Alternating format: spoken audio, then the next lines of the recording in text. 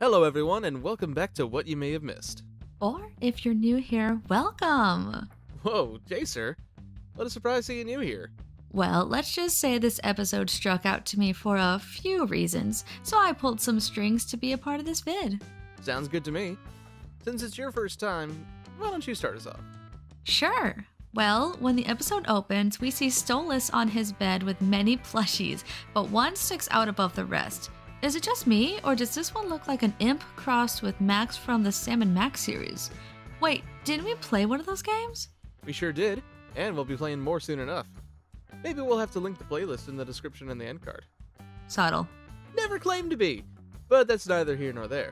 Next, we see that Stolas' tub is already surrounded by constellations before he's assigned his royal duties. Was he always to be assigned to the stars, so his quarters were assigned accordingly as well?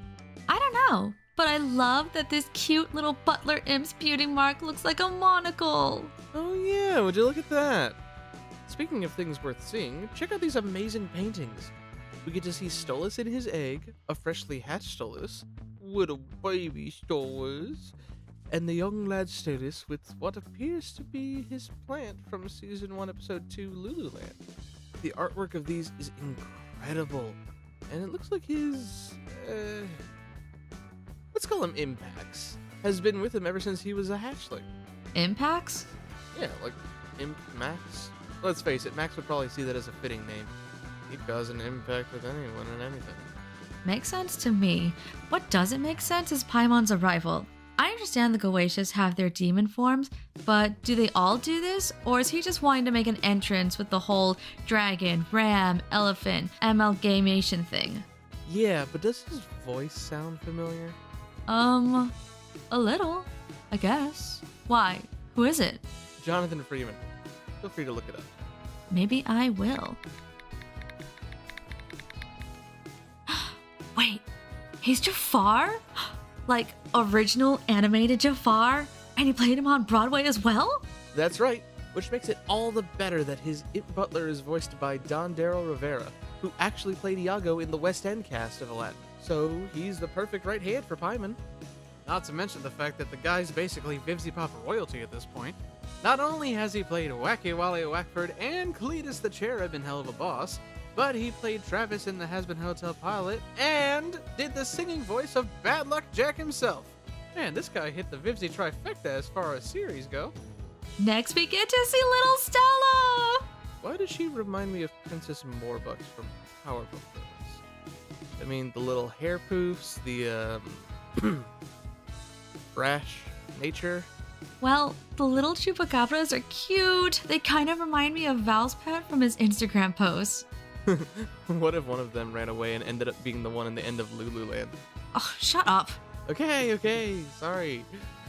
Why don't we head to the circus? But before we get into it, let's just say, for simplicity's sake, we're gonna call him Blitz for the duration of the video. We know he has the O as a kid, but we're just gonna keep it simple. Have you noticed that, aside from Stolas and Mirror Paimon, all the other audience members are imps? Do other beings not enjoy the circus? You think we'd see a hellhound or something? That is kind of weird. Well, at least Paimon seems to be enjoying himself.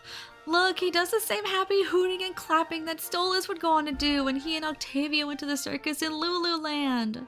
It's funny seeing the parallels between those two scenes. In both, the younger Goetia is unhappy while the father is clapping and cheering. The only major difference here is that one then spots the love of their life.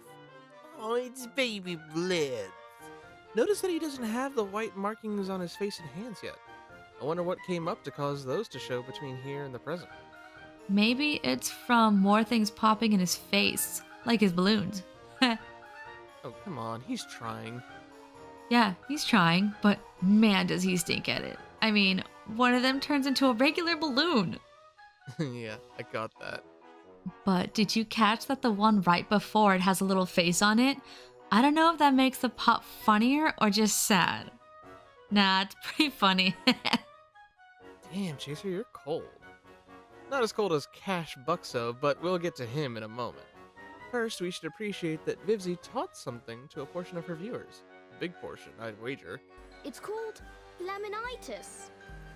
I didn't know that laminitis was an actual thing. It is? Yep. Laminitis, inflammation and damage of the tissue between the hoof and the underlying coffin bone. It can be triggered after carbohydrate overload or in very sick animals with body-wide septic infections.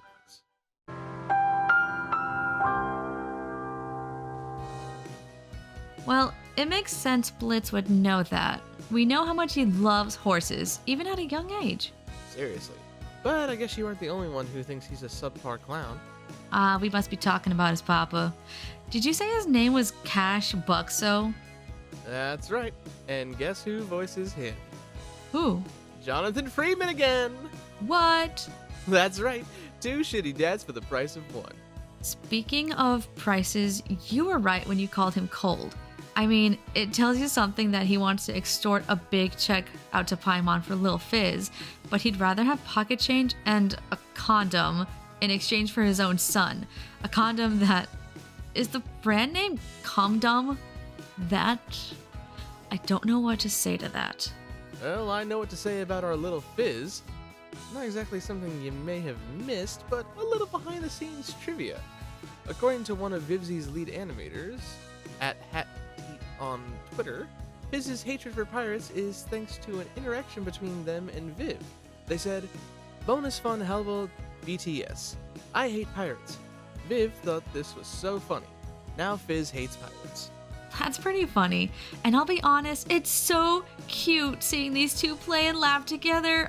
They seem like such close friends. What could have happened to make them drift apart? I like that you use the word friends there, Chaser, because we've been seeing a lot of people saying something. Care to say it with me? Sure. Fizz and Blitz are not brothers!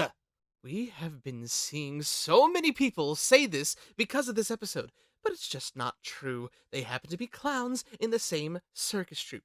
They're not related. You need any further proof? Here's a family portrait. We see Papa, Mama, Blitz, and Barbie Wire, Blitz's twin sister. But do you see Fizz here? I know I don't. It's almost like people forget that 2 kids can spend time together and have fun without them having to be related! Vocal, breathe. Take a step back. It's cool, man. You've been holding that in for a while, huh? There's just so many comments! It's cool. I get it. Let's move on, huh? Okay, sure. Sorry.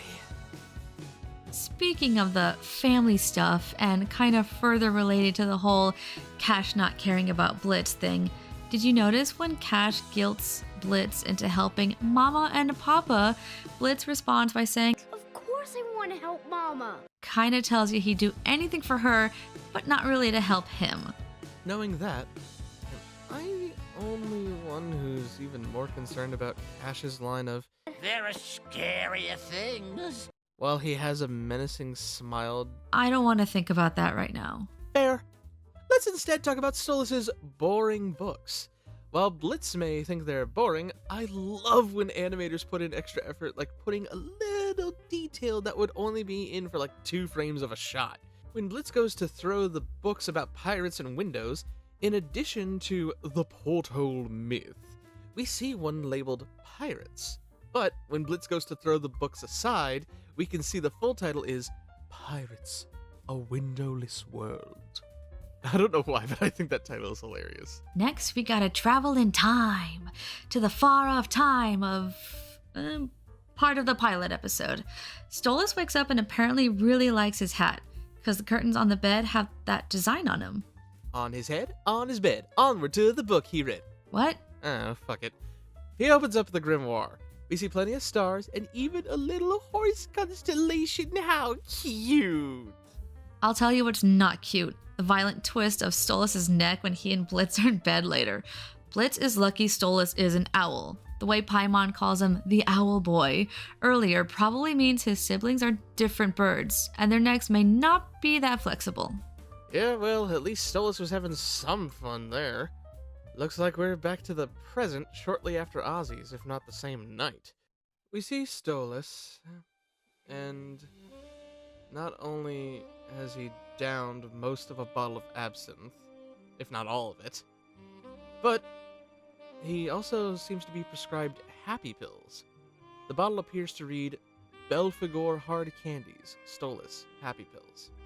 Belphegor is known as the Prince of Sloth.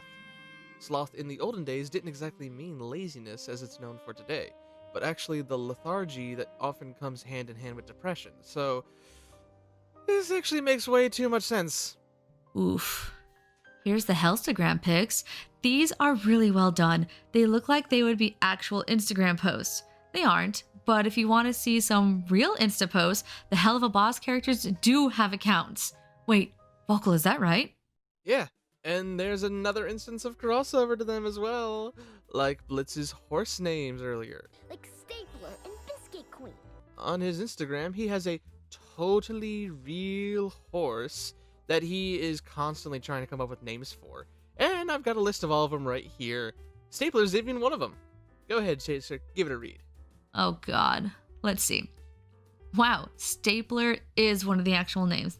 There's also Coupon 2.0, Paper Towel, Garage Door, Shoe, Flea, Not a Ghost, Maxi Pad, Nail Polish, Tupperware, Iced Coffee, Keystroke, Snimmer, Snow Cone, Dixie Cup, Latex Glove, Tortilla Chip, Flavor Dust, Dominator, Squirple, Tape Dispenser, Shoestring, Microphone, Sunday Rapture, Gel Pen, Sunglasses, Stella? Yeah, I know. Keep going, you're only about halfway there. Seriously? Fuck. Junebug, Duchess, Prince, Teaspoon, Spatula, Mayflower, Dynamite, Coconut Butter, Pillowcase, Enamel Pin, Animal Cracker, Bottle Cap, Trail Mix, Dick, short for Richard, Hydro Flask, Medium Soda, Milkshake, Tinsel, Waffle Maker, Paper Straw, Tupperware, again, Body Pillow, Inkwell, Dial Water, Sticky Note number 65, Enamel Pen, again, Glove. Are you making these up? Nope, I'm not. You can check them out on his Insta, link in the description. And there's only one more. You're gonna like it. Better be worth it, damn it. Spindle? Like Spindle Horse? Yep. Blitz's horse is named after VivziePop's production company. That's... Whatever, man. You take the next one. I need a sec. Well, a sec you shall have. Next up is the song. It's a short but beautiful piece, and not only did Bryce sing it in one take, but Sam Haft, the songwriter of Helluva Boss, said that Bryce was actually crying when singing it. The emotion's legit. That's dedication. Not as much dedication as the person who wrote down these pages in the grimoire, or the other person who took the time to decipher them. Apparently, the pages read, Osmodian crystals bestowed to mainly succubi and incubi by the king sin of lust. These crystals allow access to the mortal realm. Any hellborn in possession of a registered crystal may be granted portal summons. It is common practice to have the crystal paired with another object for convenience. Jewelry is the most popular option. This writing in runes shit was fun at first, but I know I am deaf not doing it right, and I should be spending more time with my friends and family. That's just great. I wonder if the jewel on the grimoire spine is one of those, and that's how we can open the portal to the human realm. It's pretty fun when you consider the darker ending this episode has, showing the deep hatred and cruelty we see from Stella. Chaser? You okay? It's fine. Let's just wrap up. You sure? I said it's fine. Hun, I got to have my ranting moment earlier. If you want to say something, go right ahead. Okay. I just a little irked that this episode is where we've seen the most of Stella outside of the entire first season, and I'm just upset that she's pretty much just become the bitch and nothing else. Like at the not divorce party, she's not even being sassy, she's just being mean. I mean, I'm hoping they expand on her in the future, maybe show her life before all the Stola stuff, because, you know, I'm just, even like looking back on the first picture, it's like the scariest picture ever to Stolas, and it just depicts her as, yeah, as just, she's just been evil and mean her whole life and nothing else. But, you know, I hope that they dive more into that of like, it could be anything. I mean, this is all my opinion, but I hope she's not here to just be evil. I get that it's hell and demons and shit, but I mean, damn it, if they can show Stolas, Octavia, and Moxie to be somewhat decent people, then I hope there's more to than just the bitch. Or at least give her more sass, not just, I'm spiteful. I mean, the other villains in this series all had decent motivations for their character, not just, they're evil. The end. Like, Verosica is a really good singer, she's sassy, and she very clearly has a drinking problem that's developing more into her character. Stryker has charisma, Ozzy and Fizz are funny and also have charm. I mean, come on, I'm not saying she needs redeeming qualities per se, but at least show a little more depth. I mean, is she funny? I don't know. Is she also a good singer? I don't know. Is she a good mom when she's with Octavia? I don't know. Like, at least that. I'm just saying. Whoa, that was, You feel better having let that out? Yeah, maybe a little. Well, we can all stew over that for a while we wait for the next episode. Wanna go watch some funny videos to feel better? Yeah. Yeah, okay. Cool! We could go watch us play Sam and Max. Foco! Hey there, everyone. Welcome back to What You May Have Missed from Helluva Boss. All I can say about this episode is OMG. I know, right? I went through all the emotions with this episode. Lunatic Moon? Wow, we haven't had you on one of these videos before. Well, given you and I voiced Octavia and Luna for the comic dubs here, I wanted to join. Well, nice to have you. Though you look a bit different than I expected. Yeah, this look is from our Paper Mario playthrough. Oh yeah, great game. So much fun. And even some emotional moments. Speaking of emotions, with what we've seen so far with last season, do you think all episodes featuring Via will start with a flashback to her childhood, in bed, when she was happier with Stolas? That could definitely be the case. Continuing on with the emotions topic, we see Stolas organizing a moving truck full of Stella's things. He looks so amused. Oh yes, especially the way Stella is yelling at him over the phone. You can hear her scream, "I'll never have to see your fucking face again." Dad, I highly doubt that. Everyone hates you, no one likes you. this is going to be done before tonight. Yeah, that's the furthest from the truth, Stella. What? What did you just tell them to do? What? What did you just tell them to do? Clean the feathers out your ears, gosh. I will take everything that you own. Everything you own. Also, apparently Stola's calling her a bitch got her to squawk like the swan she is. I can't stop laughing! Stolas really got under her feathers. Okay, moving on. Up next is Blitz's calendar. You only get a second to look at it, so we did the work to gather all the important dates for you. 1st, 6th, and 8th. Clients' orders are fulfilled these days. 2nd, observe employees. Blitz being the creepy boss that he is. 3rd, pissing contest. I don't want to know. 4th, commit tax fraud. They don't know what insurance is, but they know what tax fraud is? Interesting. 9th, I heart Moxie crossed out. 10th, Sunday fuck day. Are those last two connected? 13th, horse riding lessons. Of course. 14th, 15th, Stolas into fuck day. Could be the dates for the full moon and their little rendezvous. 16th, more horses. Giddy up. Blitz going shopping for more horse stuff? There's a ton of doodles all over the place. Also, we gotta talk about all the scratched off dates of Blitz wanting to talk to Luna about her behavior and attitude problem.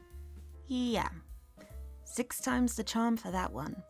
But look how cute Blitz looks in that dress. He also drew Stolas as a horse. I think that's from his Insta. And hey, we pull back and see another doodle of Spindle Horse. Are we just gonna glaze over the fact that Blitz covered Verosica's face in the calendar? No underlying issues there. Anyway, look at how cute Moxie and Millie are with their little mugs with their faces on them. Yikes, Luna's really going at Blitz. Maybe he bolted the door for that reason. Could explain why Octavia needed bolt cutters to open the door to the imp office. Millie's dad sent her a cactus from home. There's a cute little hat on top too. Take a look at the Blitz drawing. It's a bit macabre if you ask me. And did the mark on his head get replaced with the hand flipping the bird? Oh, what the fuck? It was supposed to look like a dick. Blitz. Language. Okay, jeez. It was supposed to look like a penis. How's that? Anyway, let's take a closer look at Blitz's office. We can see on the walls framed ace cards. The club, heart, and diamond are framed together, but the spade is framed by itself and upside down. Strange. I wonder what that could mean. Look at all the callbacks to previous episodes as Via goes through Blitz's desk. We got his crown, the Moxie and Millie figures, and the Lululand cup from the Lululand episode, and the marijuana from the Cherub episode. More of Via's owl genes are shown with her doing the head turn to look into Blitz's safe. We're back on Earth, and Via isn't here for more than 5 minutes and she's already killed someone. Wait. That was Brennan Rages. No wonder the producer was wondering where he was. Poor Via having a panic attack. I just want to give her a hug. But to be fair, if I saw someone barf up a condom then get yelled at by a clown, I'd probably freak out too. Luna? Have you seen this creepy kid with the possum backpack through this episode? He makes 3 appearances. Low-key, I want his backpack though, and a gif of that kid. Perfect reaction material. Okay, the team is in LA, and the portal opened up to a very graphic alleyway. There's a lot of cool graffiti art covering the walls. I wonder how long it took people to do that. There's a dead body. Great. Honestly, that's not surprising. Did you take a look at the public health notices across the city about LA water? It's mostly acid and sewer water. Disgusting! Stolas has no issue drinking it though, which is completely understandable given hellborns can't die the same way humans could. We have more of Blitz's doodles. Everyone looks so cute and dapper in their disguises. Speaking of disguises, hot damn, Stolas looks good. I love that he was able to find a pair of red sunglasses to simulate his second pair of eyes. Moxie and Millie are doing just fine being their normal selves. Wait, what the heck is he doing to that squirrel? Oh, the same tour guy from the Cherub episode is also doing Star Tours. And that's totally gotta be Q and Kanye on the tour, right? Possibly Jeffree Star too. And wait a minute. Is that... Oh, come on, really? Not sure what's weirder, that or this crazy art stand. First, who puts a realistic painting of a sidewalk on the sidewalk that's in the painting? You're asking for someone to trip into it, dude. Seriously. There's also plenty of crazy references here, like the Mona Lisa, and Naruto cat, a Hatsune Miku bunny girl, what looks like a Sonic the Hedgehog OC, and while I know it's a different animal, does this cat kind of remind anyone else of another animal in red we've seen from Vivzie? Knowing her, this could easily be a nod to JJ from Zootopia, and Vivzie's now unlisted Die Young music video. Yeah, some of the art is crazy. Like, what's with the titty palm trees? He's got keychains everywhere of them. And what looks like either an inflatable or a plush of one. He's tapping into a new market, I'm sure. Then there's the buff, goth-haired wolf keychain. Did Ashley Nichols work on this episode? Just kidding. We love you, Ashley. But seriously, whoever designed these Varoska keychains has opened up a wormhole. Vivzie better add these to the store. I need one. Oh my gosh, I want one! It looks so cute and squishy! Hey Blitz, how did you pay for your new costume if Moxie and Millie had to work for money to buy a demo? Oh yeah, that little costume shop of horrors place was bombing hard. They were literally just giving shit away. Believe it or not, they even had a mask of Stolas in there. Wait, how the fuck? Well, it looks, good on you. Yeah, thanks. Even if I do look like Brennan Ragers, whoever the fuck that is.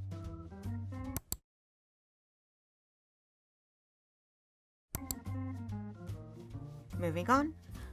I think I lost my appetite looking at the Rotten's tomato fruit snacks. The fact that even the company questions it on the bag, the little pop-up hero hits the mark. Ads by gaggle. Yeah, these snacks make me want to gag. Look at the Star Owl souvenir shop. There are so many cool things in the window. We can see a Lovey doll, a reference to Pennywise and/or Annabelle. There's even a warning label on it. Maybe even a nod to Chucky with the "wanna play" line on the side. Oh, Ouija board. I'll admit, a good play on Ouija board. Bird skulls! Horse statue. Blitz would go nuts for that. Don't tell him. A typical looking Asian mythos inspired mask. Pretty standard for a shop like this. Next we move on to the set of Sweetie, I'm in the House. And this girl is totally a reference to Darla Dimple from Cats Don't Dance. I mean, the free hair curls on each side, the pink dress, and bow. Slightly different colours, but still. Blonde hair, blue eyes, the gap in the teeth, and even the little swirls on the elbows and knees. Makes me feel better that Blitz didn't give her the puppy. Great callback to an underrated gem of the past. Speaking of callbacks, did you notice the little nod to Stolas' trip to the circus? With the laugh and the blush? He's basically falling for his first love all over again. So cute! That's adorable. Next up, going through Luna's phone, we see an ad by Wally Wackford. Paid free classes? Oh, geez. No surprise she follows Vortex and Verosica. And, ooh, who's this cute hellhound? Maybe we'll see him in a future episode. Maybe. He's making me sweat. Speaking of which, we see Luna sweat like a human as she runs around looking for Via. With her being a hellhound, it would make sense that she would sweat through her pores, but it looks like when they're in their disguises, it doesn't apply like that. Ooh, Blush! Take a look at the newspaper! There's so much stuff on it! Let's go through it all! Okay, let's start on the back. We see an obituary that reads, "Random celebrity from that one subpar sitcom you enjoyed when you were 12 passed earlier this week. Numerous fans create shrines and mourn over the loss of the actor that no one really cared about until just now. Everyone will forget about this in the next week, probably." Jeez, that's a bit morbid, don't you think? Let's see what else we got. A missing dog advertisement that's really an ad for drugs. I guess people will do anything these days. Next, we have a help wanted ad by someone with a rabid frog problem. They exclaim, "Help needed, removing rabid frogs from my swimming pool. They're vicious, vile, and they won't stop tormenting my family. Poor Timmy can't even go outside without screaming in fear. These frogs have been soaking in chlorine for nearly 2 months. It smells so hard. Please help me." This guy was so stressed he even misspelled vicious. Oh dear. Now to move on to the cover page. We see another warning about the water in LA. This is the third time we see this warning in the episode. Nondescript makeup brand nail polish recalled after ing fingers side out. I don't really want to know the rest of that story. Same here. You know it's a slow news week when a front page article says, "Man with nothing to declare has 66 turtles in his pants." My only question is, how did he stuff them all in there? Never mind that. Look at this. It looks like a grainy Bigfoot-esque picture of Blitz and Moxie's tail. Strange gangly creature with large antenna. I'm not gangly, goddammit, I'm swole as fuck! Right. Anyway, the last headline we see on the cover of the newspaper is The Observatory, or the best places to see stars. The observatory prepares for a long-awaited meteor shower. Tourists and astrologists alike come to witness this extravagant event. Oh, who am I kidding? No one ever really reads these anymore. At this point, I'm just doing all that I can to hit my word count so I can get my paycheck, go home, and get high. A master's degree in journalism, all for what? To get paid $10 an hour for a shitty newspaper? To have your wife leave you for her sexy Romanian lover? Oh my god, I miss you, Sandra. After that headline fun, we get to one of our more emotional moments. when Blitz remembers the day he first saw Luna. Something triggers in him, and Stolas is the only one in the studio who seems to care. Some people have said it's possible that Stolas is recognizing Blitz's behavior as having a panic attack, hence the immediate concern in trying to get to him. Given that we learned of Stolas' depression in the last episode, who's to say he hasn't dealt with panic attacks of his own? A sad theory that makes way too much sense.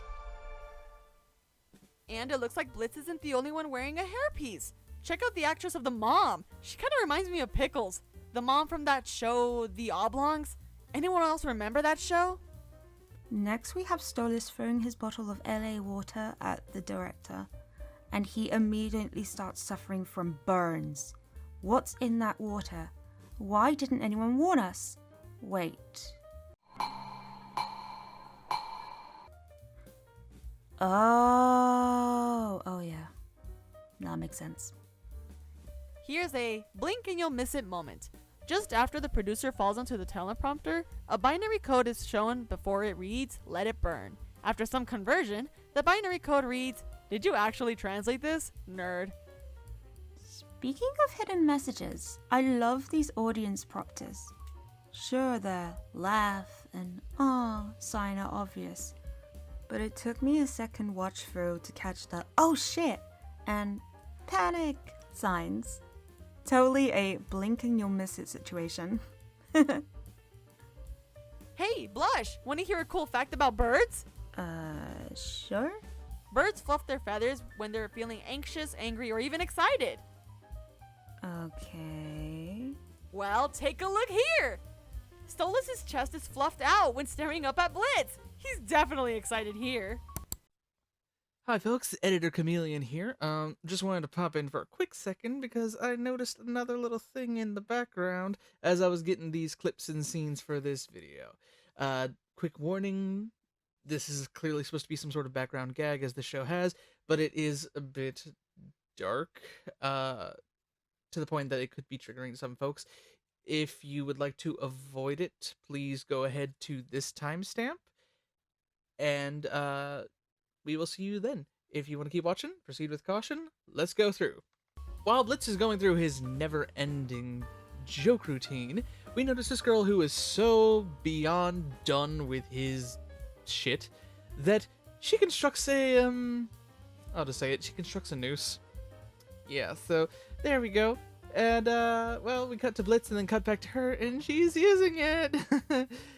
Yeah, but it doesn't end there, because then Blitz has his little flashback / panic attack, and when the audience awes, we notice that not only is she wearing it, but the girl next to her is wearing it with her, and some guy is holding it. So they're in it together. When Blitz goes on his little rampage, not only are both the girls filming, but one of them seems a little focused on something else. Man, who would have thought a boring sitcom led by straight-up murder would be arousing enough to spark love? These two stick around for at least a little bit more of the action during the fire, but later we see they're not there, so who knows, maybe we'll see this couple in the future. That would be an interesting callback.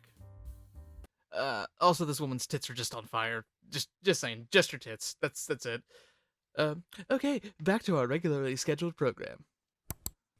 After all that craziness, we get another quiet moment.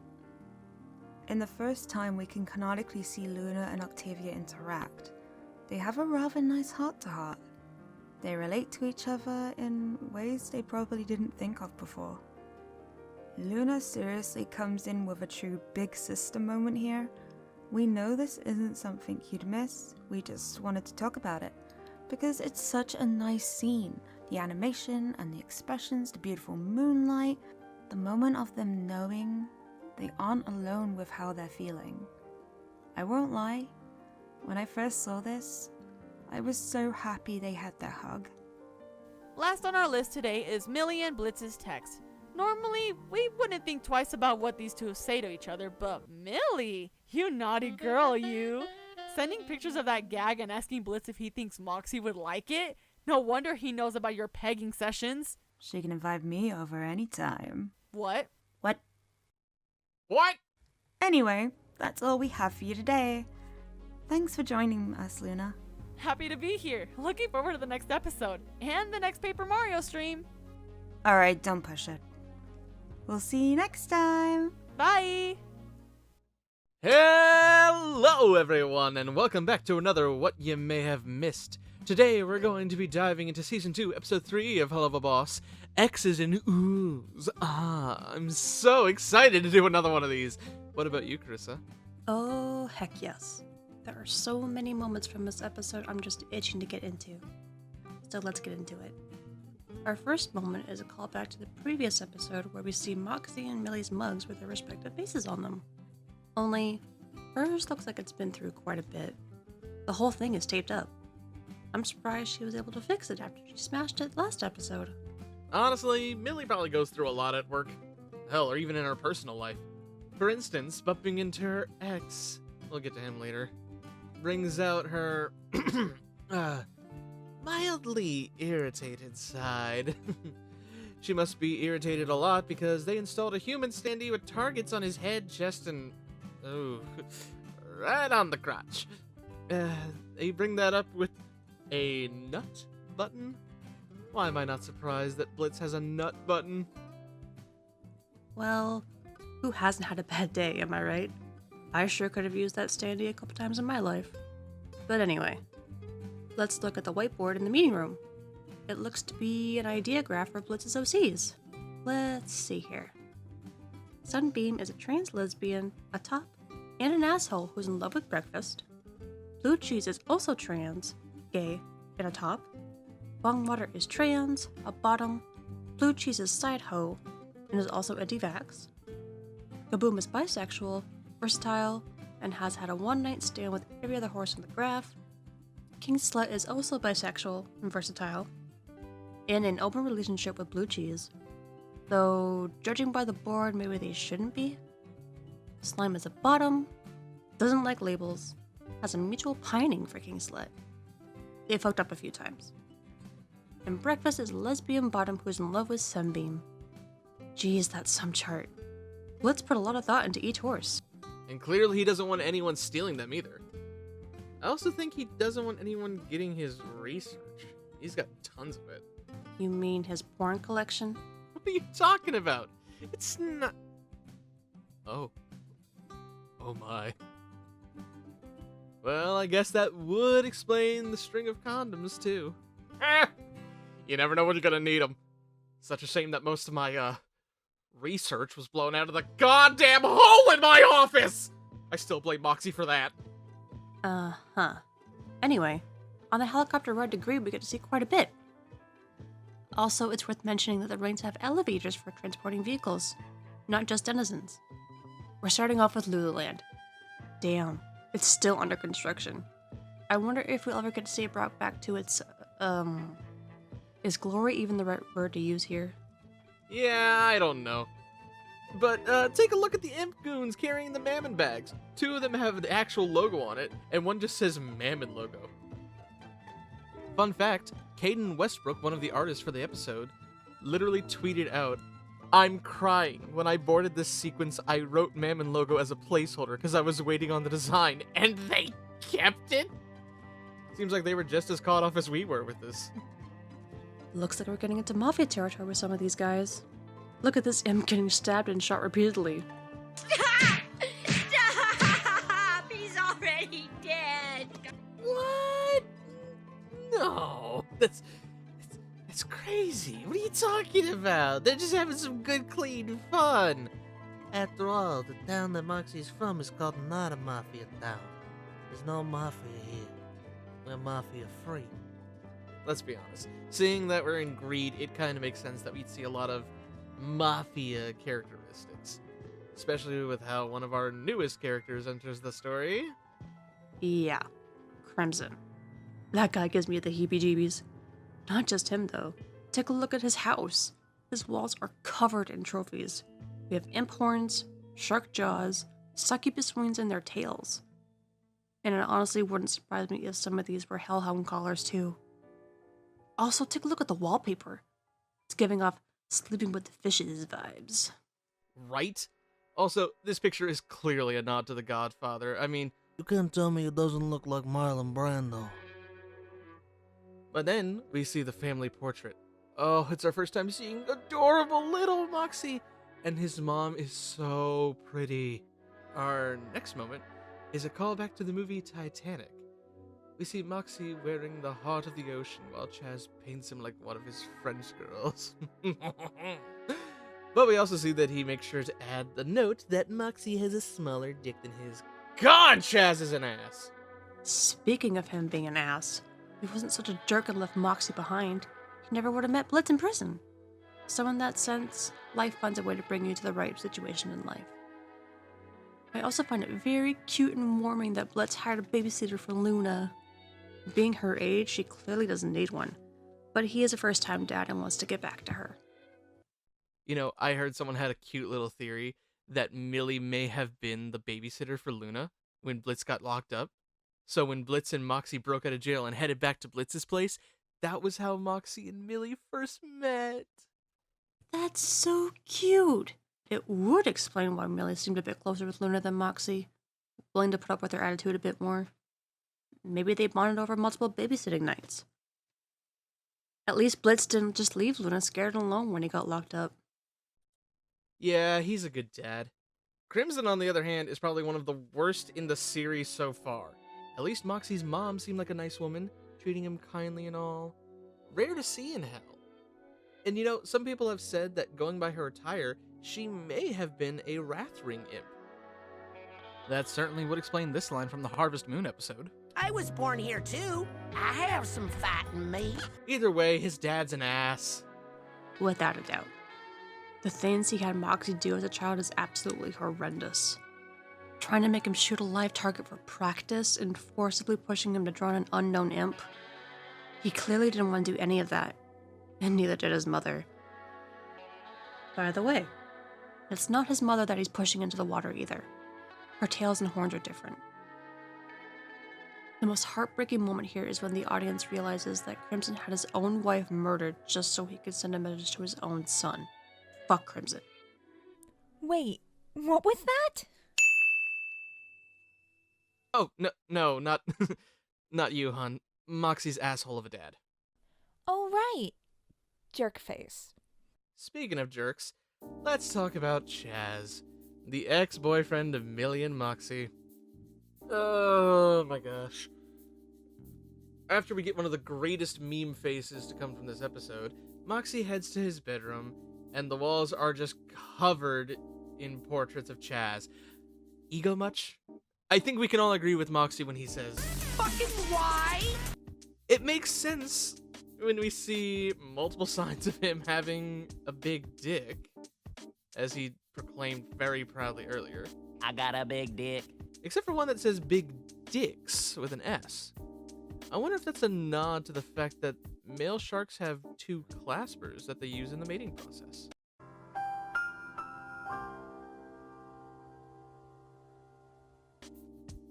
That's interesting. Oh, also, we can't forget the butt plug light cord for his sign. Chaz is definitely the type of sinner to have that in his room. Speaking of interesting, we get a chance to look at Moxie's phone. His actual name is Moxie no last name.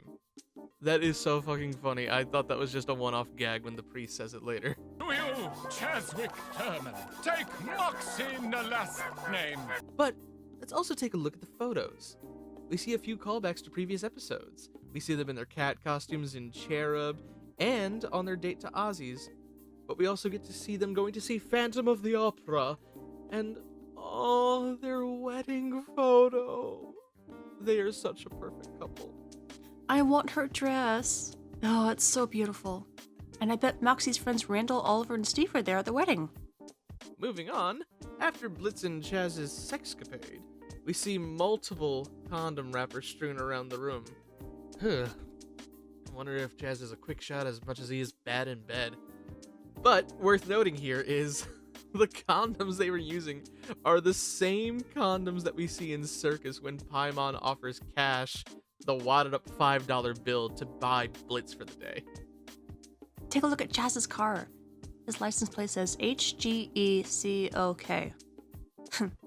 I wonder why.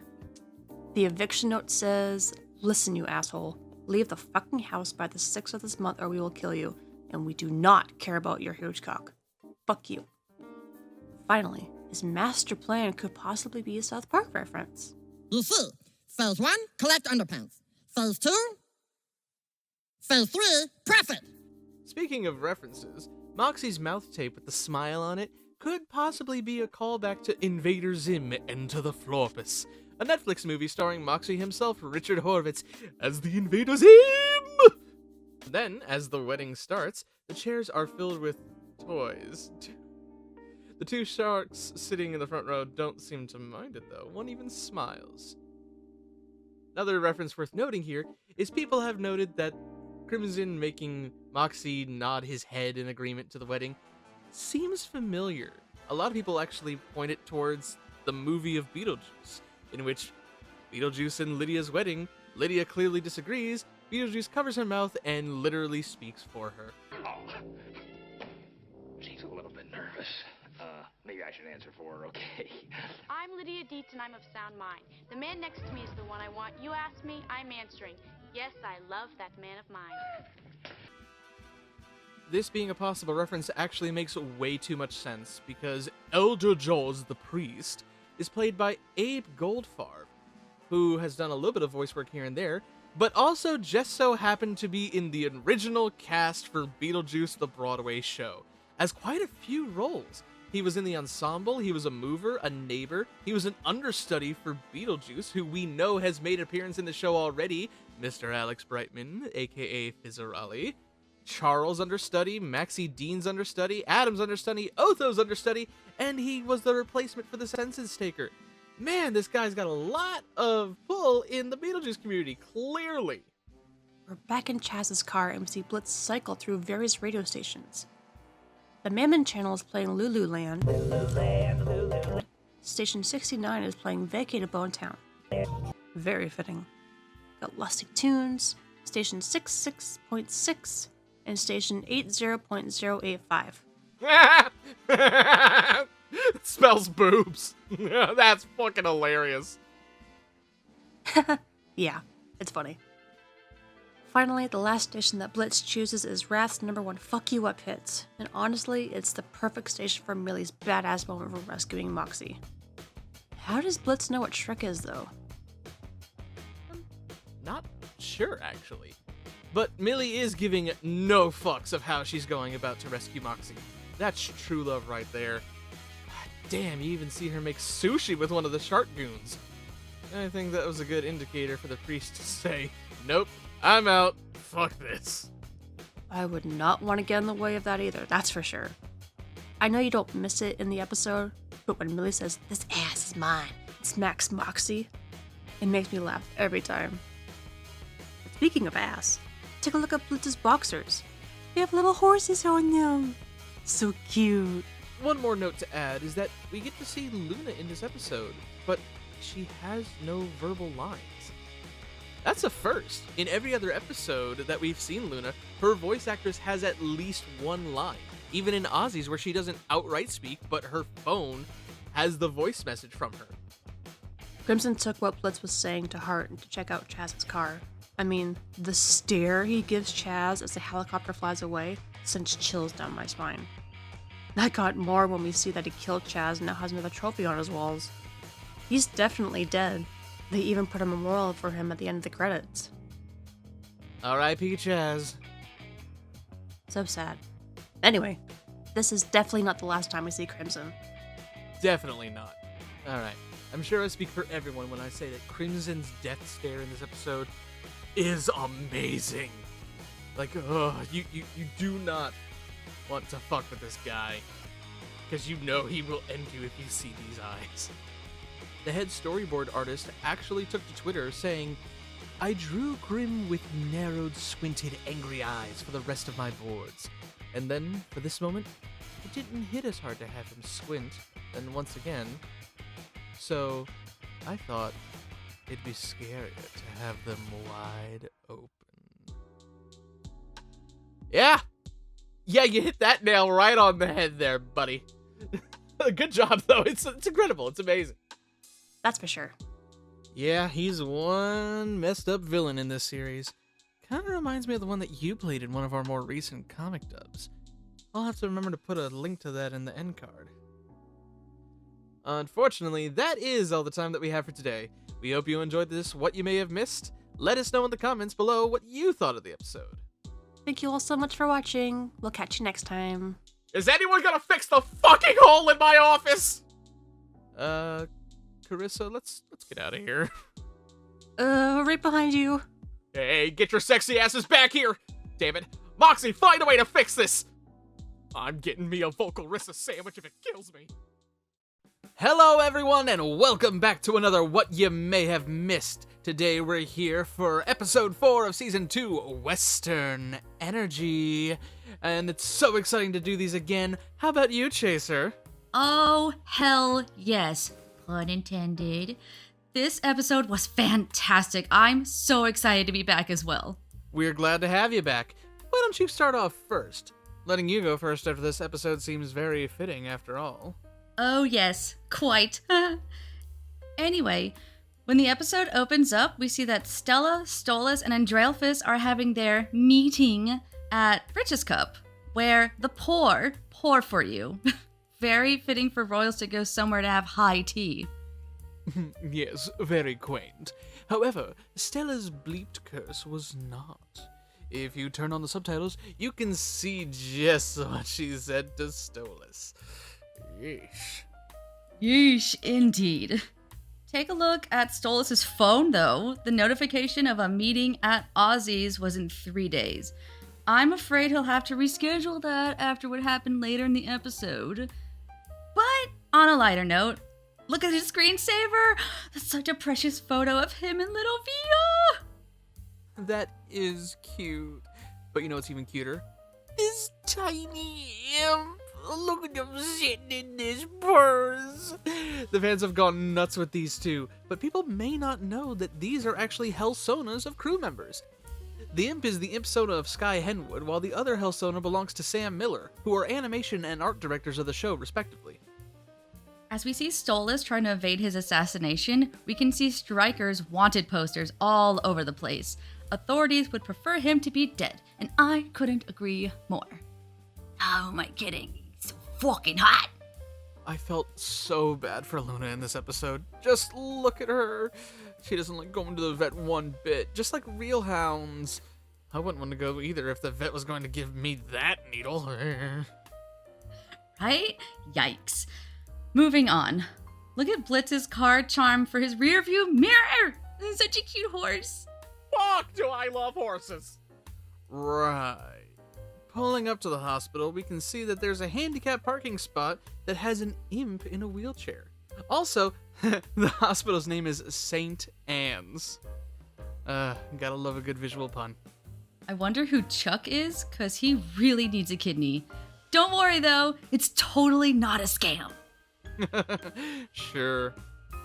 Next, we see a poster that says, "Get yours today!" with a picture of a hellhound getting shots. But that ominous "or else" is very unsettling. Blitz's spelling to the nurse is very spot on. S-H-O-T, the B-U-L-L shit that my daughter has to get every year that you M-O-T-H-E-R fuckers. Could it be possible that his text and Instapost are misspelled on purpose so people pay attention to what he's saying? Yeah, I heard there was actually some discussion about that amongst fans. But this episode just keeps getting better and better. Stryker gets his own theme song! And it's sung by Tiny Mariachi. And they got some interesting talent in this little quartet. Julian Roboletto, who's not only done voices for Dora the Explorer and Go Diego Go, very fitting, but even other roles like Don from Regular Show and Jake Morgendorfer from the MTV series Daria. Then there's Joel Perez, who's been big in the musical scene. He was in the national tour ensemble for In the Heights. Nice. As well as the Broadway cast of Fun Home, he also played Lincoln in the Netflix movie Tick, Tick, Boom. And to top it all off, he's also the doctor in this episode. And mix in Alex, James, and Jonathan, and it's clear to see Vivzie loves the theater. Even with these last two of the mariachi, we have Blake Roman, who was in the off-Broadway premiere production of Harmony, a new musical, and Morgan Shaban Green, who's been in a whole bunch of stuff, including understudies in Be More Chill on Broadway, and the first national tour of Hadestown as Eurydice. Hey, wait, I actually saw that tour! Yeah, check it out, I still have the playbill and everything. She did a phenomenal performance. Yeah, but you know what's not phenomenal? The clear racism. Look, Mommy!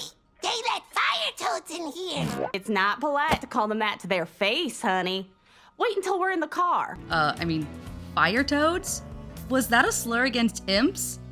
This is the first time we've seen prejudice, aside from the royals, towards imps as being lower or lesser. Some may not know that on Vivzie's official hell hierarchy, imps are considered the lowest beings in hell, along with hellhounds. Like the top of the food chain is Lucifer, and he's like the runner, he's like the king of all of it. Charlie's underneath him because she's his heir. Underneath him is the 7 deadly sins, and underneath them is the Ars Goetia, and then underneath them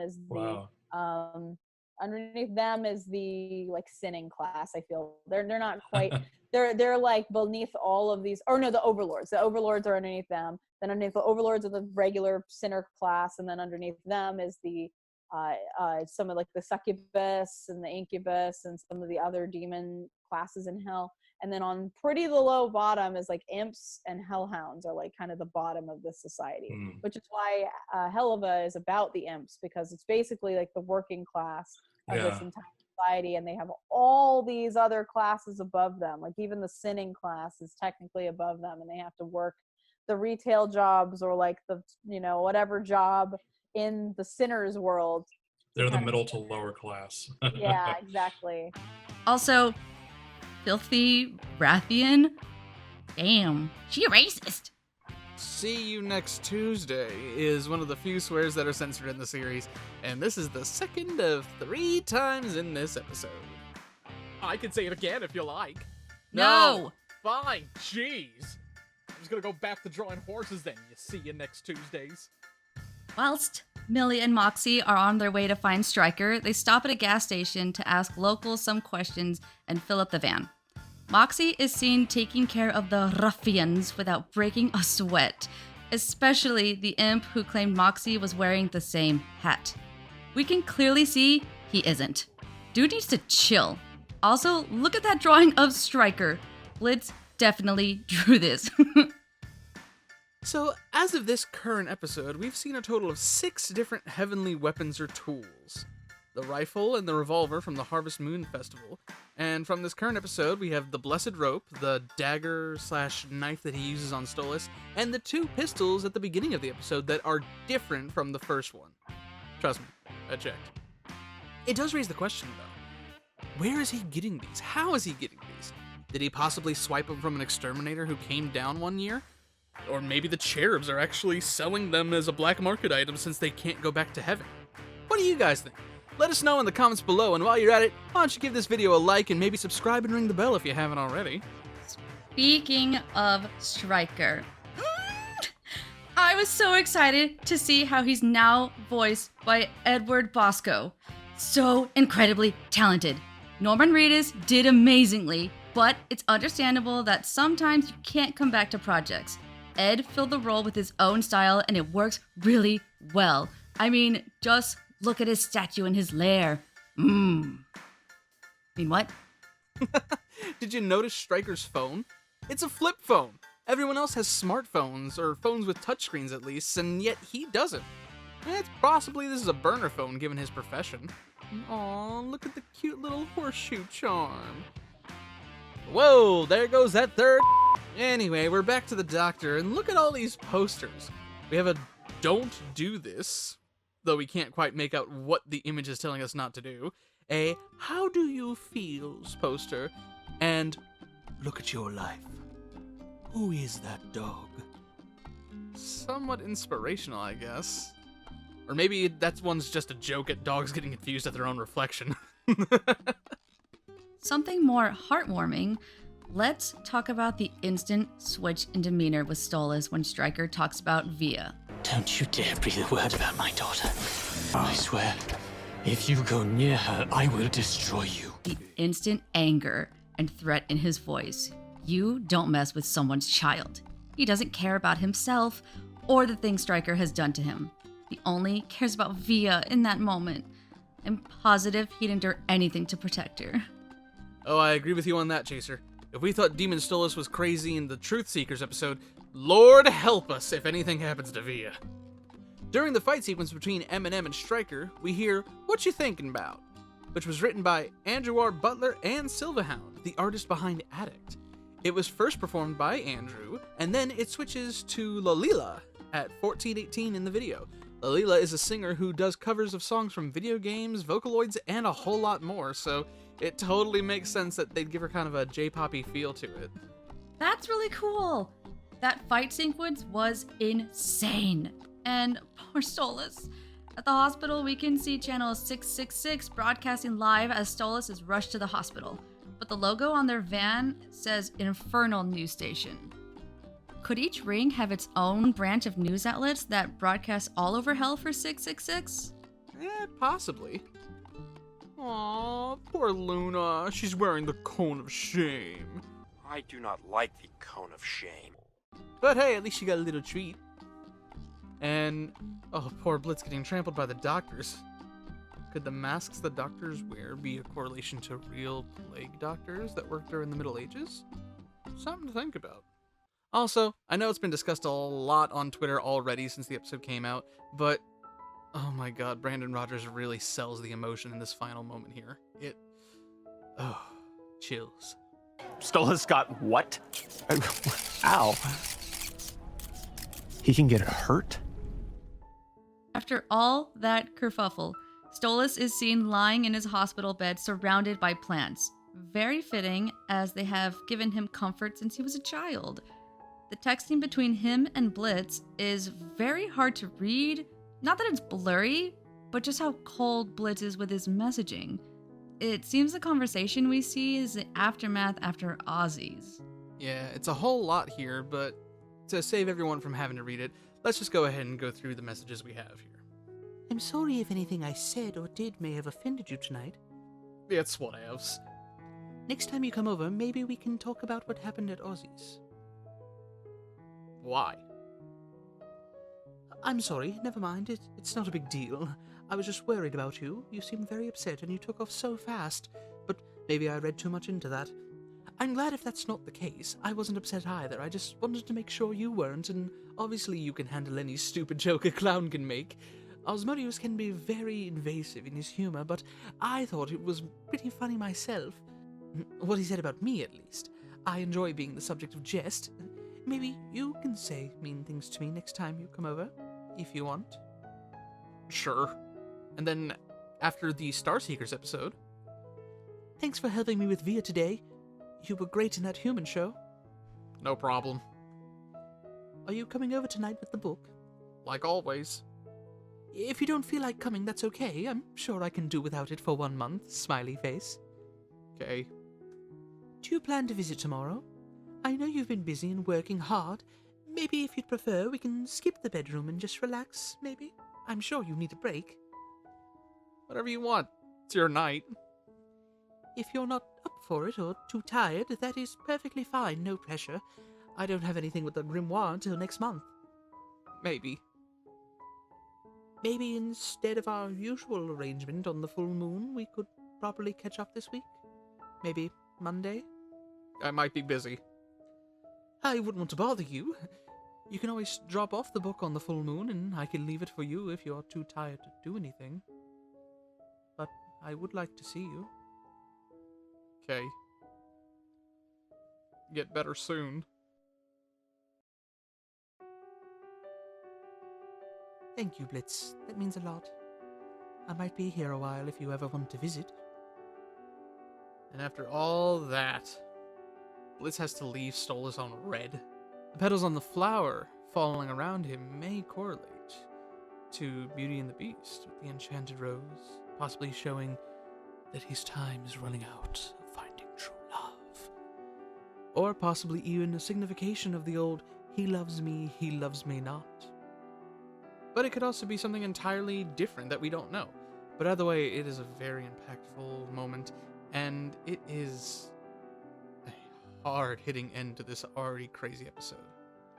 I suppose a final little fun fact is, ever since Season 2, Episode 1, when we heard Stolas sing at the end of the episode, it's very easy to piece together the fact that they're using his song in his little sad moments, and that they've done so for a while. This was also the song that was used at the end of Ozzy's. So who knows how many times they've snuck it in before and we've just never noticed. That was some episode, though, to say the least. The plot thickens more as we go through all the episodes. I'm stoked for what comes next. Me too. Thank you so much, Chaser, for going through all the things we may have missed during the episode with me.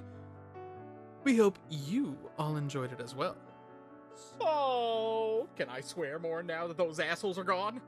Absolutely not. Now get. Fine. Bitch. What was that? Later, fuckers! Oh, God. Well, we'll see you next time, folks. Bye. Welcome back, campers, and listen up, because we got a lot to cover today, and I don't want to have to repeat myself.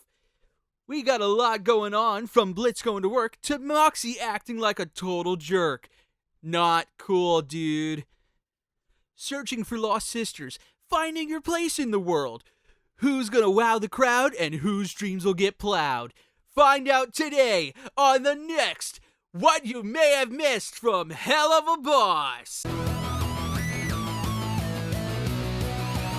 Yeah, nope, we're not doing that. Copyright and all. Sorry. Yeah, my Chris McLean's not as good as it used to be anyway. Anyways, welcome back everyone to another What You May Have Missed episode. I don't know about you, Vocal, but I love having to make these videos so frequently. I mean, we just released Season 1, Episode 8 not that long ago. I bet it won't be long until we see Episode 6 of this season. I know, right? I love them too. Doing these videos are a great way to comb through to make sure we get a good look at everything. So let's begin, shall we? Right off the bat, we can see we're in Sloth. Not gonna lie, at first it looked like Blitz was trying to break into the hospital to see Stolas, as that was how the last episode ended. But it turns out, not the case. He was breaking in to see Barbie's rehabilitation center. What a tease for those Stolas shippers. We'll finally get to see his sister. Oh, I'm excited. The nurse doesn't seem too impressed with Blitz breaking in. Again. She even calls him Blitz. Blitz! Her moral conduct is very clear here, though, when she tells him to stay away from Barbie, as she is her patient. Don't fuck it up by finding her. But also understands that Blitz just wants to see his sister. We're back at IMP, and we have a new client. We didn't get a name, but we noticed he has a similar look to B from Season 1, Episode 8. You know, the whole lava lamp-like abdomen. Also, he was killed in a lake accident, and now he kind of looks like a fish. This kind of plays into the theory that fans have had about your hell self being related to your death. Similar to how Alistair was killed in a hunting accident, or Angel Dust being in a mafia family with a web of deception and evil. So he became a spider. Damn, that's crazy. Moving on, as we see more of the office, the copier is Hell 9000, which is a reference to Hell 9000 from 2001: A Space Odyssey. Did you know The Sentinel, which was written by Arthur C. Clarke, is the short story that the movie is based from? It's so cool. We also get another glimpse of Blitz's office as we see a huge portrait of him, Moxie, Millie, and Luna. It's possibly one of the very few pictures with Blitz in it that he hasn't scratched out. Next, we get to see a little more of Barbie's profile. Her previous work experiences include acrobatics, endurance, stealth, improv, and labor, which is very fitting given that she was growing up in the circus. We also have the Lustinder ad, which reads, "You're right, your husband's cock is that small. Find a bigger one now." And an obvious scam ad. Click on this ad and get $100 million. I'm not fucking with you. Dude, for the love of Satan, just click it! Right. Oh, and take a look at Blitz's new phone. He broke his old one in the last episode after Stryker hung up on Stolas' rescue call. It says, "Ride me," with a silhouette of a horse. Blitz, you and your double entendres. I mean, we all know about your lifestyle. Hey, what can I say? I got a lot of dick to give. I believe the quote is, I got a lot of love to give. I know what I said. You know what I mean, eh, loosey-goosey? Oh my. Moving forward, we get to see Moxie and Millie plan out their investigation. Moxie has personalized file folders for IMP and even drew himself as a little detective. So cute. And now we're finally at the campground. And the name for this lovely little site is called, I Wanna Come More. Seriously. And at least we get to see Moxie and Millie's human disguises, even if they still have their imp complexion showing. They're still so adorable. We get to see the client's missing poster, last seen next to the lake. If you have information, please call XXX XXX XXXX. Guess Vivzie's team didn't want to add a random number just in case fans decided to call it. Good on them. Speaking from experience, that's a good idea. We've actually had people comment on our IMP jingle video saying that they actually tried to call the phone number. Also, while we're here, a good blink and you'll miss it moment. Just after Jimmy goes into the boathouse, right before the door closes, we see Barbie's eye. Blitz's emergency bag returns after not having seen it since Truth Seekers in Season 1. I wonder what those agents are up to. Anyway, we're back on the volleyball court and Millie, or Millard, is killing it. She spikes the ball so hard the kid collapses into a Yamcha pose. He begs for the first aid and the lifeguard says, "First aid is for winners!" How strange. Oh, fun fact, Lyle Rath, who plays the lifeguard, was also the producer in Seeing Stars, and the expert guitar shredder for the credits song of the Hazbin pilot. Back in hell, we find out Barbie's new job after rehab is at a pharmacy. Of sorts, at least. I mean, there's medical imagery all over the walls. You can tell it's some sort of pharmacy. Millie has her own song. In camp-style fashion, the lyrics she sings, as well as the individual girl campers who sing with her, get their own sing-along markers. That's pretty cool. And Millard is so popular, they even have people sending them nudes. The one guy we see has his left nipple pierced. Also, her live chat is also pretty consistent with the fans, the amount of bots and scammers. Pretty typical live chats nowadays. Ooh, and after the campfire song, the subtitles, they read, "Wow, you're gonna cry, Maxine? Cringe. Not everything's about you, Maxine." Another fun fact, both Regular Joe and Everybody Look at Me were written by Perry Grip, who was famous for the viral hits It's Raining Tacos, Space Unicorn, and even more relevant, Inside of Every Demon is a Rainbow and Alistair's Reprise from the Hazbin Hotel pilot. As the week progresses, Moxie tries his best to finish the investigation. Unfortunately, he can't catch a break, especially with the shark attacks. Again. What's with Moxie and sharks? After all that kerfuffle, we're back in Moxie Millie's tent. We see he brought his detective board from the office, too. Him and Millie have their first on-screen argument while Blitz tries to find a way to get to Barbie. He finds an imp with what looks like an Asmodean crystal, and he turned it into a butt plug. No, well, I guess he won't lose it. Kinda cute, though. And that brings us to the boathouse where we finally get a look inside and we get to see, Barbie's kind of cute. And, for better or for worse, just like her brother, she knows how to get what she wants with a little bit of sex appeal. Apparently what she wants to do, though, is do her job, which is getting drugs to bring back to hell. In this case, it happens to be heroin. Much to Blitz's delight, knowing that it's not H8. Which, according to my research, is a blood pressure medication. Not the weirdest thing people have gotten high off of, so I don't doubt it. Jimmy, her little boy toy, is voiced by Monica Franco, who also voiced Vaggie in the Hazbin Hotel pilot, as well as a couple of other lovely campers in this episode, including the one that got Yamcha posed, and even the newscaster later on in this episode. She also voiced the Hellhound adoption agent in Seeing Stars. So great to hear her voice again. Looking back at Barbie, though, the marks on her skin are quite interesting, as she doesn't have them in her childhood photo. And also, the circus marker on her head, it seems to be crossed out. She even says Blitz's name the way he wants to be called. And unfortunately, that doesn't last very long. A fight ensues for some time, Jimmy mistakenly throwing a bag of heroin at the trio, causing their eyes to dilate like they're crazy cats high on catnip. Sure, they look crazy afterwards, but that pausing look at first is kind of cute. We didn't really get to mention Barbie's transformation out of her human disguise yet, but it does bear a striking resemblance to the shimmering around the Osmodian crystal portal we saw Blitz use earlier. Makes sense, considering we see that Barbie most likely has an Osmodian crystal in her wristwatch. It would make sense if her watch did have a crystal, as we saw all the way back in Circus with Stolas' grimoire, that, quote, "It is common practice to have the crystals paired with another object for convenience. Jewelry is the most popular option." I mean, whatever's convenient to the wielder, have at it. Although it does beg the question, do proper human disguises come with the Osmodian crystal?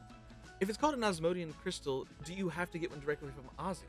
If that's the case, do you then choose your human disguise when you get the crystal talking with Ozzy? If so, are there limitations to what you can do? Clearly there's supposed to be some sort of influence, as we've seen with Luna's hair and with Barbie's horns turning into pigtails. But notice that Barbie could have easily just had her circus mark removed. But it still remained. Are there limitations? There's a lot to look into these human disguises that we don't really think about. But who knows? Maybe Vivzie will go into more detail about that later on. I really hope we see more of Barbie and more positive relationship growth between her and Blitz. I also want to see the same for him and Stolas. But we're almost at the halfway mark of season 2, so we have a lot of more episodes to go through.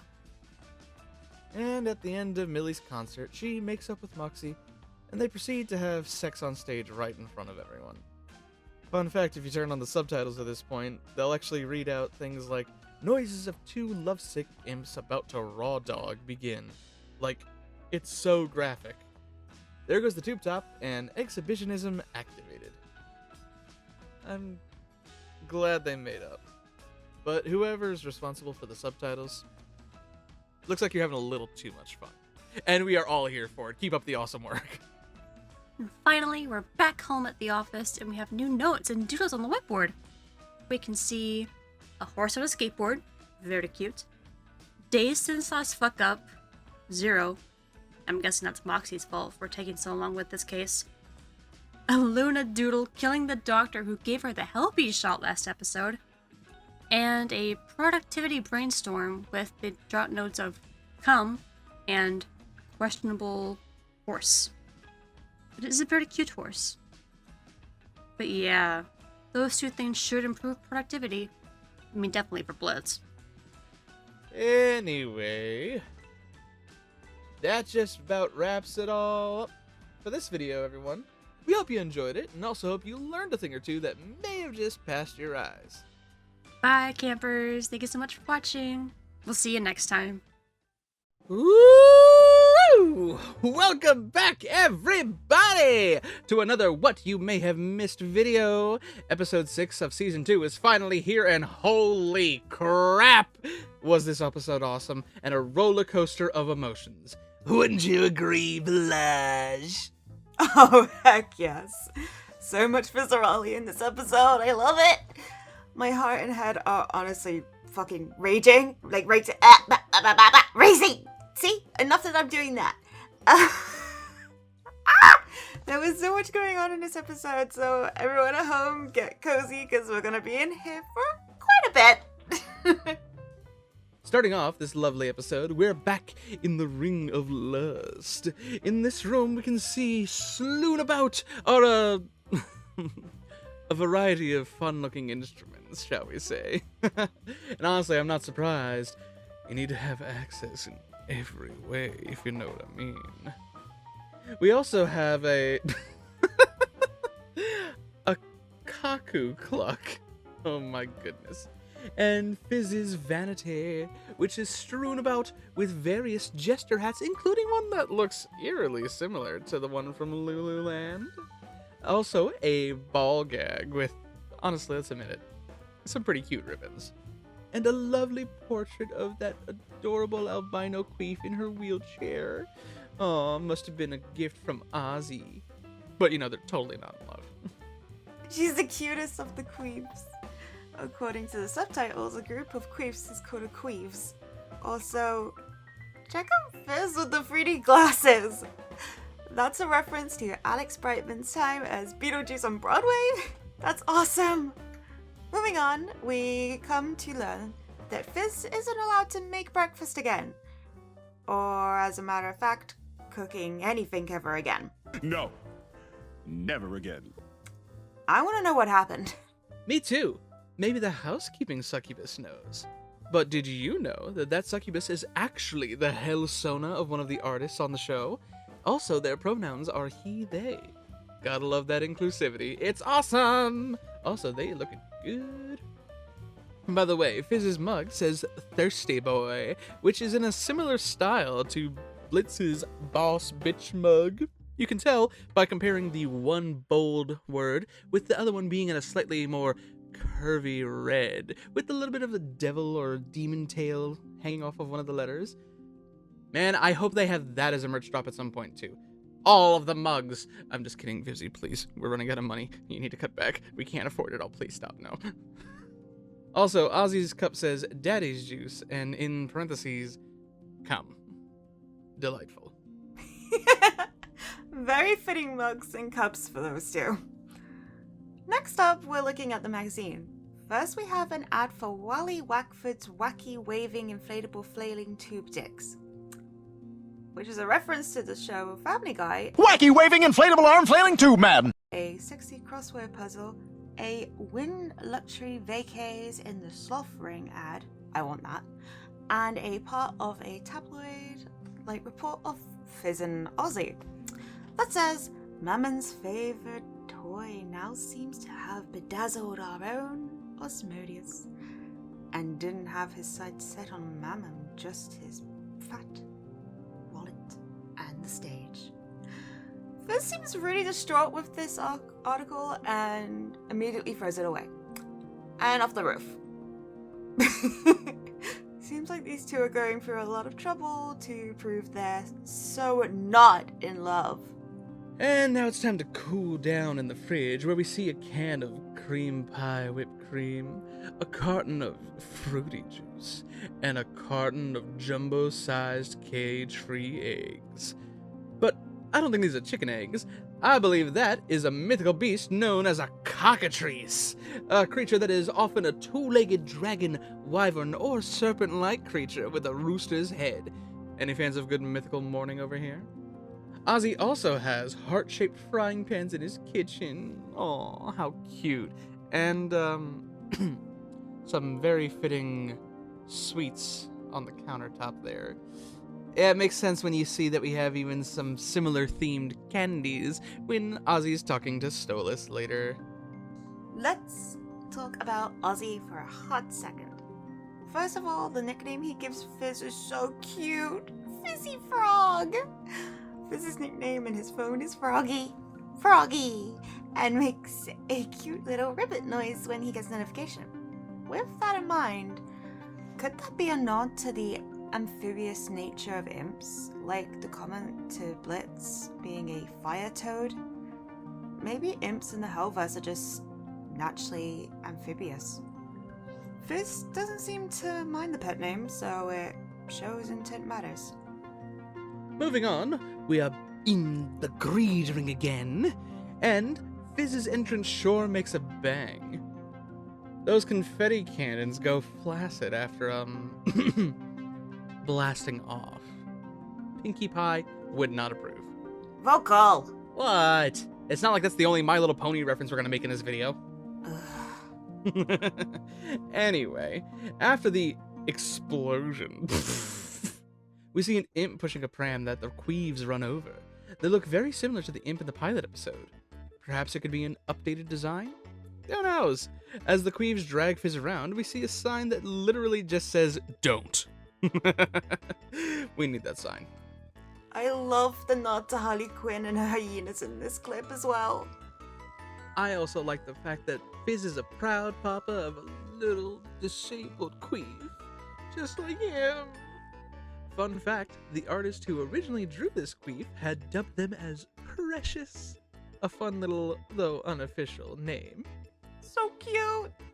We then finally get Blitz and Fizz having their first physical fight, not including Robo-Fizz, obviously, since the accident. We can see a slew of condoms and a stuffed horse fall out during their kerfuffle. Well, since we are in Greed, guess who we get to see again? None other than Crimson, the head of the Imp Mafia down in this ring. And hey, I did not expect to see him again so soon. This is the fastest we've seen the return of an antagonistic character, not counting Stella, in the entire show from their original episode to their next. Veronica, when we saw her in Spring Broken, had to wait a whole 4 episodes before we saw her again in Ozzy's. And Stryker, yeah, he was here 2 episodes ago, but he had to wait a whole 7 episodes for his second appearance. I wonder how many characters we're going to see coming back so soon. Maybe we'll finally get an answer about those dorks in episode 6 of last season, am I right? And yeah, I kind of glossed over it a second ago, but Stryker's here with Crimson? That is a team up that is deadly for sure. And we're not in Crimson's manor, but maybe an off-site office? Makes sense he'd have someplace to do business not counting his home. Probably best to not have your enemies know where you're living. But the aesthetic is very similar to his house. Dark, sinister, walls covered in his trophies. Ugh. Also on the wall, we see a poster ad for concrete shoes. I guess you could say it's sink or swim with these sharks, eh? That's a bad joke, Vocal. You win some, you lose a few hundred. Meanwhile, we're in Ozzy's factory. If you turn on the subtitles, you can read Willy Wanker Dildo Factory Noises, lol, get it? One of the dildos is in a steel case covered in warning labels. One in particular says, "Damn, be careful." I mean, it's very fitting when you look at the blueprints for it. It's... Wait, am I reading this right? 78 inches long, but soft to the touch. There's a couple other blueprints for different toys, too. Next up, we have our meeting between Stolas and Ozzy, and things get quite interesting. Sure, you won't miss it, but it's something worth noting that Ozzy brings up the fact that lust shouldn't be forced. He believes it should be a journey between two people. It's all about that journey to pleasure time. You feel me? But it does kind of change how you look at things. I mean, think about it. If he is saying that it should be a thing no matter what, it should be between two people, it should be consensual, and he clearly has this thing between him and Fizz, what if in Ozzy's, the episode, not his place right here, what if he wasn't necessarily making fun of Stolas and Blitz? People have said it before that he was making fun of Moxie, not because it was a lovey-dovey song, but because that wasn't the time or place for it. You're in the lust ring, and it was a club for lust. It wasn't about the emotional connection. But what if his lines to Stolas actually had a deeper meaning? Think about it. He says, "You used to have a smoking wife, a kid, you had it all. I hope you didn't give it up so you and him could get it up. You sold your life for a thrust." What if he actually had a message of, no, I hope this is an actual thing because it's about that journey. It's about having a good time with someone who wants to have a good time with you. It wasn't a forceful thing, and maybe he actually was trying to say, like, I hope you had more to this. I hope you didn't just give up everything for a quick fling. It's kind of a loose theory, but it's definitely something to think about, especially when you see how much he cares about Fizz later in the episode. I mean, hell, even right here when we see his phone, we see that there is quite a bit of good times between the two of them. Just look at these text messages. Did you know the bit of skin on your elbow is called a weenus? LMAO, I did know. Shit's wild! I just saw a billboard with a massive banana on it. Made me think of you, Heart. Aw, thanks, BB. Heart. Got the milk, by the way. Now gonna show these creed-ring bitches a real fucking entrance. Get ready for the headlines.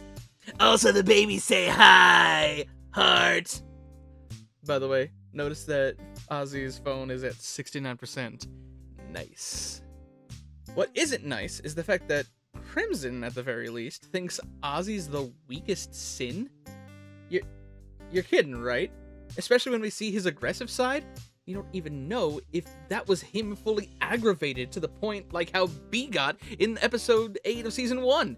What if that wasn't even her full power? How powerful are these things gonna get? And how crazy would their shapes change? I mean, we've seen Demon Stolas in so many various issues at this point.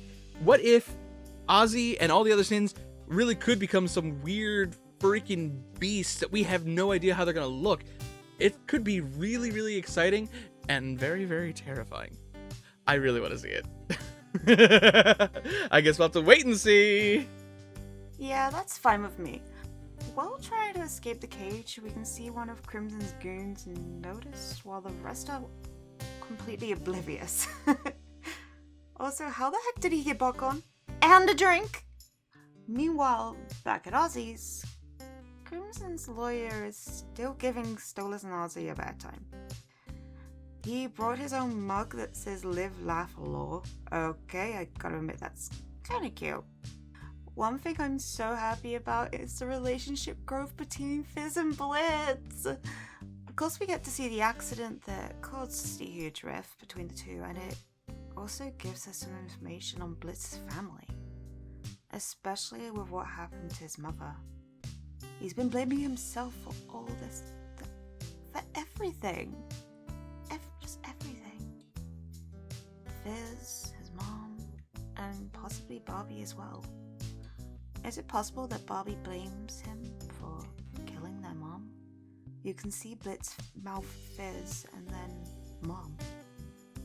I mean, if I were in Fizz's shoes, I'd be upset and heartbroken too. He thought Blitz left him to die and didn't care at all. We know better now that Blitz cared so much, and he's seen in his flashback with a potential love letter to Fizz. Like, come on. How much more could they take with misunderstanding each other? It's almost as bad as Stolitz. Also, who was the instigator between these two? That didn't want them to even see each other, let alone talk to each other? We need to know! Nevertheless, as the episode transpires, their relationship does rekindle a flame of some sort. They at least seem to be back at a civil place. Like Fizz said, it was 15 years ago. The path looks more positive for them from here on out, though. And I don't think anyone expected them to be BFFs right off the bat. Also, with this episode, it is abundantly clear that they are not brothers! Oh my god, how are people still thinking they are? I'm sorry, but with all the evidence that we have put into this video right here, link in the description if you want to look into it, as well as Cash's card that he gives to Fizz on his birthday that says, wish you were my son, and the card that Blitz was gonna give to Fizz that says Fizz's eyes only, possibly a confession, or at least a romantically charged birthday card. Not to mention the fact that later in the episode, Blitz wants to make out at the junkyard fire. Vocal breathe. Breathe. Vocal breathe. Breathe. Come on. Breathe. Breathe. I'm okay. I'm okay. I'm good. Better? I'm good. Okay. Also, did you guys catch the audible roar when Fizz talks about Ozzy's dick? Like a kaiju!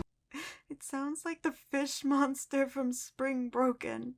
Kaiju! Anyway, we get another Fizzarelli song. And while he sings, we notice quite a few things. Blitz's keychain is a possible reference to Twilight Sparkle from My Little Pony, Friendship's Magic. I thought he'd be a brony. Fizz doing the psychedelic Squidward dance from SpongeBob, which I have to admit I could not stop laughing. The Necronomicon from Evil Dead. Possible references to Kers hypnosis from the Jungle Book. Swirling mini Fizzarales instead of stars. Also, the lovely Italian excerpt. If you turn on the subtitles, you get to see the translations, the literal translations, of what Nonna Fizzarale used to say. If I may. Stink lasagna, side dish limoncello, loud soft, good morning with clams, Luigi, Florence, Bucatini, wild boar. Oh my god, okay. Oh, Look at This was written by Sam Haft. He's the lead singer for The Living Tombstone, which I love it, who co-produced it with Silverhound and Shane Lance. Yeah, I'm a bit of a dumbass for not realizing who that was this whole time. I mean, with the work he did on the song Alistair's Game, it's no surprise that Vivzie would want to work with him. He's been doing shit for this show since Lululand! Yep.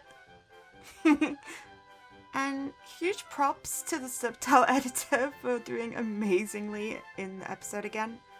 Huge props to the whole team, actually.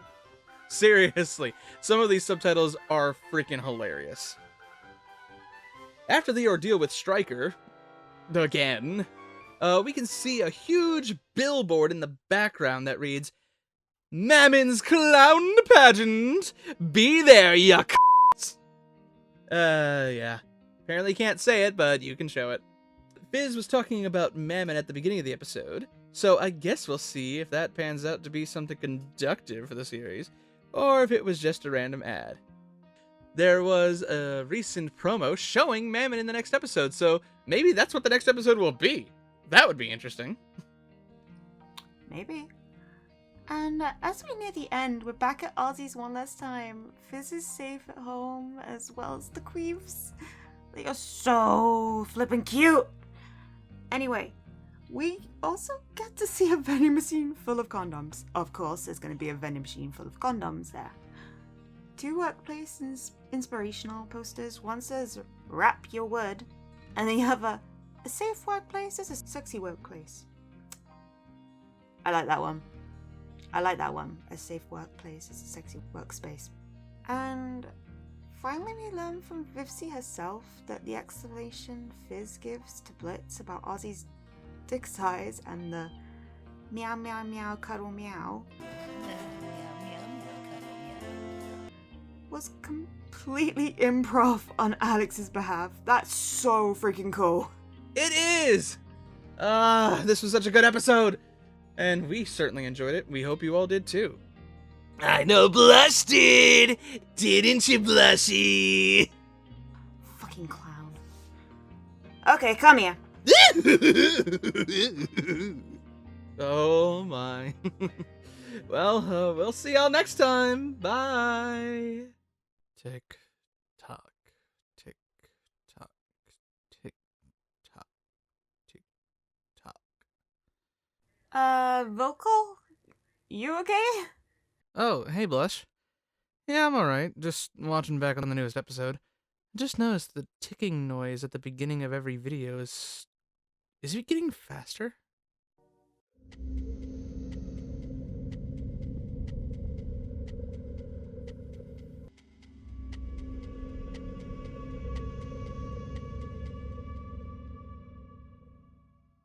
Oh damn, that's pretty cool. Also kind of worrisome. Why is it getting faster? Not sure. I guess we'll see. Hey, since we're here, why not talk about the new episode? It's titled Mammon's Magnificent Musical Mid-Season Special, featuring Fizzarale. Yeah, we'll talk about Mammon shortly. Rick. Anyway, huge nod to this little visual gag. I'm not gonna lie, women just ain't funny. Suck it, Mammon. Yeah. What an asshole. Anyway, starting off the episode with some continuity, we get to see Blitz and Fizz during their teenage years. We actually have seen a photo of them at the concert that we see way back in Season 1, Episode 7. Also, Fizz was indeed right. His horns were way bigger than Blitz. Speaking of continuity, looking at the subtitles, we see that in the past, Blitz's name is spelled as Blitz-Ø, but presently the O is slashed out since it's silent. And here comes Mammon. Ugh. Gotta hand it to Michael Cusack, though. He plays Mammon so well that you just love to hate him. Michael's highly known as Knifey in the video game High on Life, and Pim in the Adult Swim show Smiling Friends. I think we even made a nod to that show not that long ago. Fun fact, Zach Hadel and Lyle Rath, who voice characters in Smiling Friends as well, are also in this episode. Oh my god, that's awesome. Something else that's awesome is confetti cannons that shoot money. Also, the moon looks like a turning coin. Makes sense for it being the greed ring to have that sort of thing, especially for Mammon. Speaking of him, we can confirm that the billboard in the previous episode with Mammon's clown pageant was contingent with this one. It could also be why Fizz had to practice his juggling last episode. So great. One thing that isn't that great is this creepy imp. They even nickname him Creepso in the credits. He makes Fizz so uncomfortable we actually see Fizz's tail wrap around him.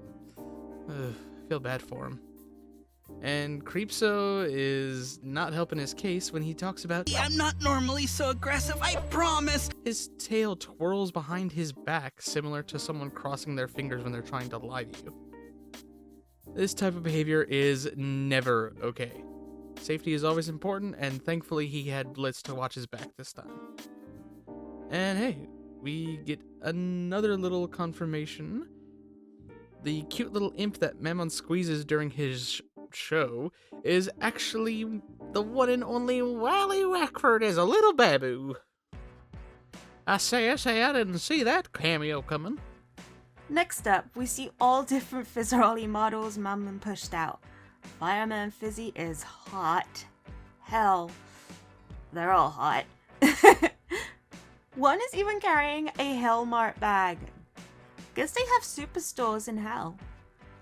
They are $69.99 each. And the claim at the bottom of the ad reads, "No refunds. If you don't like it, it's your fault." Very fitting. Moving on, we're in Blitz's apartment. He's watching, some sort of horse film. I don't know if this is supposed to be like a horse rom-com or maybe something we shouldn't be watching. But in any case, he's eating cereal, cheese, and plain-ass flavored chips. There's no hyphen there, so we can safely assume that these aren't literally ass flavor. But as long as the asses were washed, Blitz maybe wouldn't have been bothered by it. Well, make sure she washes it. No. At the event, we get to see Ozzy in his subdued or condensed form, similar to how he looked at the very first time we saw him way back in Season 1. I wonder if he transforms into this format just for simplicity's sake, or maybe it's to not draw so much attention to himself. Quite possibly. But take a look at these lovely ladies. The Glam Sisters, super hot and super rude. Voice actress Faye Maida voices both glitz and glam, and also voices a very formidable news anchor in Hell, Katie Killjoy from the Hazbin pilot. Although it hasn't been 100% confirmed yet, some people are saying glitz and glam resemble lionfish, which are very venomous fish with beautiful long manes. I can totally see it. As the pageant kicks off, we see Mammon in his seat, a vibrant neon green web. Considering his full demonic form later on in the episode, that's very fitting. The scoreboard reads Fizz, Glitz and Glam, Kevin, Frank, and Pierrot.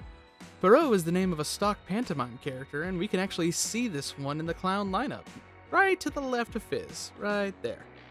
And Frank might also be a nod to Frank Sinatra with his song Send in the Clowns. After the first part of the competition, Fizz, Glitz, and Glam are backstage doing meet and greets. Looks like you need to pay a lot of money to visit them. Most denizens have no trouble. But this young poor imp gets sent away with a brown bag on his head that says poor sack or poor sap. Either way, still really crappy of Mammon to throw him out. Speaking of money, I don't know how much actually went into branding Fizz into so many things, or how much profit Mammon sees because of it. But let's take a look here. We've got Funko-esque toys, a literal VivziePop, huh? It's even labeled 420. Standees, I clean at every nook and cranny. Cans of soap! Alarm clocks, soda pops, cereal, Fizzios, funny taste. Industrial grade Fizzalube, body pillows, fleshlights, Jack-in-the-Boxes, masks, Fizz in the jar, cursed meme, Fizzeropoly, a Monopoly knockoff, but it's spelled differently depending on which side of the box you're looking at, Fizzy fresh air fresheners, anal beads, taco sauce, Fizz Lay kitchen cleaner, Fizz whips, and Action Fizz. Looks like an old G.I. Joe ripoff. And honestly, knowing Mammon, that's probably not even half of the products Fizz is endorsing. It's insane. We also have some poster ads. First one's for a Fizzy scarf. It's machine washable. Even cum won't stick to it. Delightful. We also have a barfing Fizz doll. It's matcha flavored. And clown juice, made with real clowns. Yikes. Time for some wholesomeness. Given the name Oliver shortly after the episode's release, we get to meet a fan of Fizzarali's who is not only deaf, but also has broken horns just like Fizz. The whole scene exchange between two is extremely heartwarming, not only to fans, but to the individuals who speak via sign language. Animating sign language is incredibly hard, and they did a fantastic job. Alright, now it's time to talk about Fizz. We got major insight into his past, more specifically his accident that caused him to lose his arms, legs, and most of his horns. He's very vulnerable, mainly due to his appearance. Major shout out to animator Bedoodles on Twitter, who showed that to work on this particular scene and a couple of others, he acted out the scene first on camera and used it as a reference. That's what the old Disney animators used to do way back in the day, and honestly, I really feel it brings the emotion out here. You can't help but just feel for Fizz as he breaks in front of Ozzy. These last two episodes have been really Fizz-centered, and that's awesome. More clarity, more backstory, and overall connection to the character. Who would have thought that characters we wrote off as dirtbags back in Season 1 would have been such amazing characters we'd come to really love? Moving on. While still in the dressing room, we can see another poster with an update for dildo juggling. It's only $89.98 a month with Mam's subscription plan. And we're nearing the end, so let's get cracking. During 2 minutes notice, Fizz's phone case says Queen Clissy. Queen Clown Bussy? Or I don't know. Also, the two options when Mammon calls Fizz is either pick up or pick up, ya. It's kind of funny that the only swears that are censored in this episode are from Mammon, and they're clown honks. It seems like he's just repeatedly saying, see you next Tuesday. And that makes sense considering the voice actor and the character himself are both Australian. That word is, used a lot more freely there than other places. Might be a little bit less derogatory down under. Also, during the song we see Ozzy hiding an erection. This could be a Lord Farquaad reference from Shrek when he's viewing Fiona in his bed. Such a good song, all of them were. What was your favorite vocal? Mine was Clown Bitch. I'm a clown bitch. Can make the crown bitch. Oh, mine has gotta be 2 minutes notice. Such an awesome song that I can't help but want to just belt out with. Oh my god! Oh, And did you happen to notice that Mammon reacting to Fizz's song exactly 2 minutes after Fizz's line of "Here's my 2 minutes notice"? I love it when they give nuance to things like that. Oh, and take a look at the sigil when Fizz throws the fire baton in the air. The sigil changes from Mammon's to Asmodeus. It's so friggin' sweet, and a bigger fuck you to Mammon. We also get to see Mammon and Asmodeus' full forms. Oz has to kneel down on one leg to look Mammon in the eye.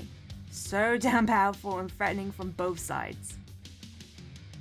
Another wholesome moment is when Ozzy proclaims that he loves Fizzarali, and the crowd goes absolutely insane, and for the majority in a good way.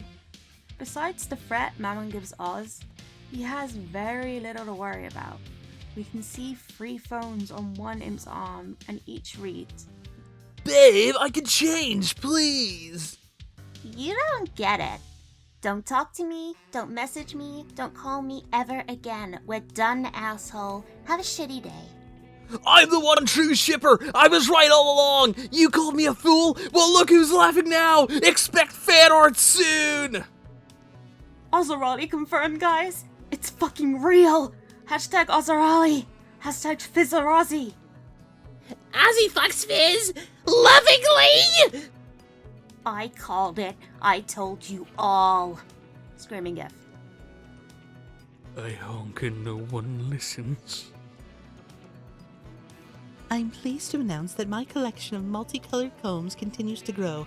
I'm forever grateful to all my followers who helped me make this possible, and to the haters who like to shit on my collection, you're just ugly and jealous. Touch some grass. Anyone have a good website where one could find quality high-res vids of clown feet for research purposes? The only ones I can find are in 480p. I can't even see the wrinkles, 4 or higher. Otherwise, don't waste my time.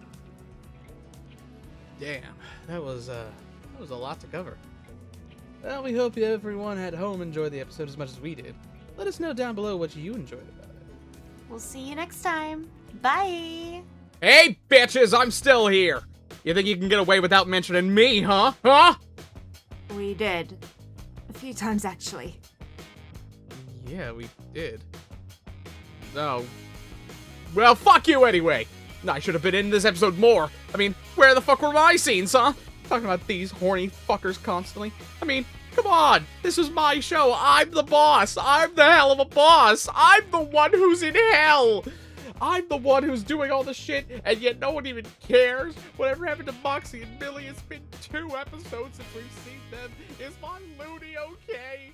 What's happening to my show? What's this? A hell of a boss short, and plenty more to come. Well, let's see if there's a few things that you may have missed. Starting off, we've got Veronica Mayday's Pride Tour poster sitting on the side of the bus shelter. Next, we see Millie's phone background. It's of her paw giving Moxie a noogie. Cute. We also have a billboard poster of Loop-de-Goop-de and Lyle Lipton. Are you injured? Good. Impos, maybe referring to Zippo lighters? Sally Mae calls Millie Prissiness probably Bane's regular. Does Wrath being more Old West style not have running water like Pride would? Up next, we've got Bathory's Day Spa. Wonder what's in that mud. It's special mud. Cryptic Couture is also a great fashion name. Wonder if Velvet's involved. Also, is Sally Mae cosplaying Cowgirl Barbie? Fun fact, Sally Mae's VA Morgana Ignis cosplayed in Sally's new look at the con this short premiered at, just to be the first one to do it. Next up we hit Wally Wackford's Fun Time Emporium. It's definitely not gambling. But hey, it seems fun. They got games like Greed Theft Auto, Cherub Shooting, and Chainsaw Mama, a cool-looking VR fighting game with references to both Leatherface and Jason, just kind of gender-bent. Though, I wonder what kind of game Kill Jam is. After some awesome dancing and a little bit of ass-kicking, these sassy sisters enjoy a nice bottle of Alpha Bitch Booze.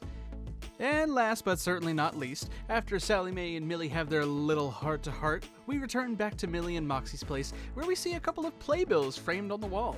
They're a little blurry, but they appear to be Hell's versions of the musicals Cats, Phantom of the Opera, which we know Moxie's a fan of, and Hello, Dolly, the musical that gave inspiration to Rosie's character from Hazbin Hotel. In short, this short was super flippin' cute for many reasons. Can't wait to see the next one. Catch you later. Well, hello everybody. Welcome back to What You May Have Missed. And gosh, it's been one hell of a minute since we've done one of these, eh, Luna? Get it? Puns already, Vocal. It hasn't even been a minute yet. But yes, it's been a bit since we last did a full-length What You May Have Missed video. We finally had the full moon! This episode was freaking insane. I'll say, there was so much to cover in this one, Vivzie already dropped the next episode. So, let's get into it, shall we? First of all, When I See Him is such a good song. Totally agree. And Stolas' alarm clock is pretty neat looking too. It's redder than usual somehow outside. Makes sense that each ring's atmosphere changes with the weather. Different tones to their respective color. Yeah, but where did his throw up go? Ew. Ugh, I don't want to know. Anyway, on to the calendar. First of all, it's it's covered in dicks. Nice. Let's go through the months, shall we? On the first, we have nothing. Perhaps a day where they do absolutely nothing? On the 5th, it says, kill 'em all! Definitely a client job, I hope. On the 6th, check the van. What's wrong with the van? On the 8th, business day! That seems pretty self-explanatory. On the 9th, Millie's party! Perhaps it's her birthday? I don't know. But on the 10th, we have Moxie Day! Maybe Blitz just schedules certain days to spend time with his employees.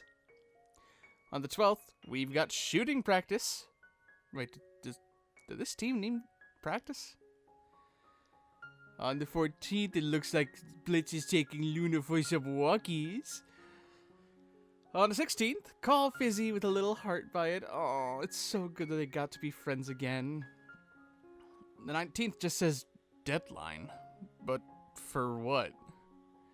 On the 21st, it says, kill that fucking guy! This apparently has been on their calendar a couple times. Hopefully, again, that's another client job. On the 25th, it says Daddy-Daughter Day. Aw, he wants to be such a good dad, Luna. And on the 29th, it says Full Moon. Don't forget the bondage kit. Oh my. It's quite a full calendar this month. Oh, also, note the sharks and stupid striker at the bottom. Hey, Vocal, did you notice that everything is spelled correctly? Oh shit, you're right. That's odd. It's usually not. Have you heard about the theory that Blitz's spelling is on purpose? There's not a whole lot on this one, but it's based on this Instagram post you can actually check out. Originally, all of Blitz's posts were spelled correctly, but after a few misspellings, someone, probably Moxie, got him a worst spelling ever trophy. Ever since then, his posts and in-series spellings have gotten a lot worse. Some have theorized that this is because Blitz felt people only really paid attention to his posts, and therefore what he had to say, when the spelling was off, because they really had to pay attention to what he meant. Seeing this could give a little credit to that theory. He wouldn't need to purposely misspell anything if it's his calendar. That's kinda cool, not gonna lie. Next we have some Polaroid pictures. We get Luna and Moxie. He's drunk in one of them. Oh, and we can't forget those cute horse drawings. Ooh, we get to see Luna's adoption certificate up close, and it's signed by B. Notice the little bee antenna on top of the bee? She clearly cares for all hellhounds, so it would make sense that she would be the one to officialize the document. Wonder if there's a spot like Imp City, but for hellhounds in Gluttony. Houndtown or something? Maybe. It would be cool to see more hellhounds. Next we see Doodle, Moxie, Millie, and Luna in a picture frame, and Blitz has a magnet. I love his horse girl shirt too. Oh, and check out this photo of Blitz when he was younger. He's with the two demon horses we see during the flashback in the fire in Oops. Cute! but so sad. Speaking of sad, Stolas is eating funky ovals, surprise flavors with weird shapes for sad demons. Good lord. Oh, and we can't forget the hell milk. Yes, it's still white. Ugh, delicious. Also, is the syrup made from those carnivorous plants we see throughout Stolas' mansion? Don't forget the sad dad mug, and take a quick peek at the hell milk again. Does that guy look familiar to you? What the? Is that the fucking scam artist from Lululand? Sure looks like it. Huh, I wonder who's looking for him. Who knows? Anyway, look at the Asmodean crystal case Stolas has. He places it between the book he and Blitz shared as kids during their playdate. One of them was on plants and the other was on pirates. As we continue, we're back in the human world, which have sharks and alligators in their parks. Moxie will never escape. Strolling through the streets, there are quite a few blink and you miss it moments because it's going so fast. So we see pane in the glass. An inconvenient ramp with in crossed out. Oh, that poor bird. Speaking of birds, there's a lost green bird with cash reward poster. Cassettes are us. Closing down always. Live, laugh, lasagna. Lasagna. License plates. One says MILF and the other one says R1D3M3. Or Ride Me. An Orca documentary titled Billionaires Beware. The full poster says, coming this summer, we said eat the rich. They agreed. Wow, that's quite a bit. But hey, guess who's back? Back again. Guess who's back? Guess who's back? Guess who's back? Sorry, I had to. Seriously though, who? It's the cherubs and the dorks. By the way, is Colin's comment a possible nod to Hazbin with angels not knowing how people get into heaven? It's the way he said, Is that how it works? It's interesting to say the least. Also, take a look at the drawing done by Agent 1. On the side of the paper it reads, Dorks rules at classified.gov but secret, and 1555 dorks. Also, how do they know about exorcists? Are they referring to the Hazbin exorcists, or the old priest / young priest exorcists? Anyway, back at IMP headquarters, Blitz is getting ready for his night with Stolas. If you take a look at the clock now, and fast forward 2 minutes from that, the clock goes from 5:05 to 5:50. That's a quick time jump. Then we get to see all the toys Blitz has for Stolas. He even put a label on the trunk called Stolas Sex Shit.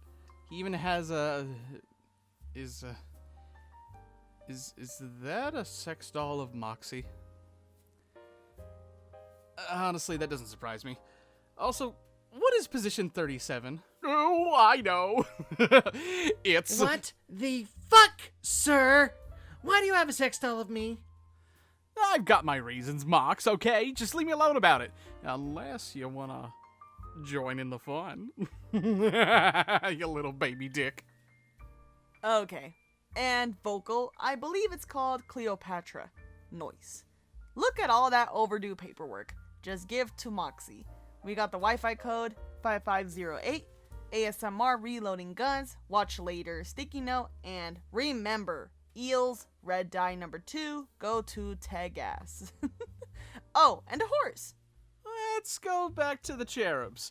The Dorks lab is apparently cloning a priest army? They're grown in the lab, and their crosses even get bigger as they do. I mean, what are they, priests or Pokemon?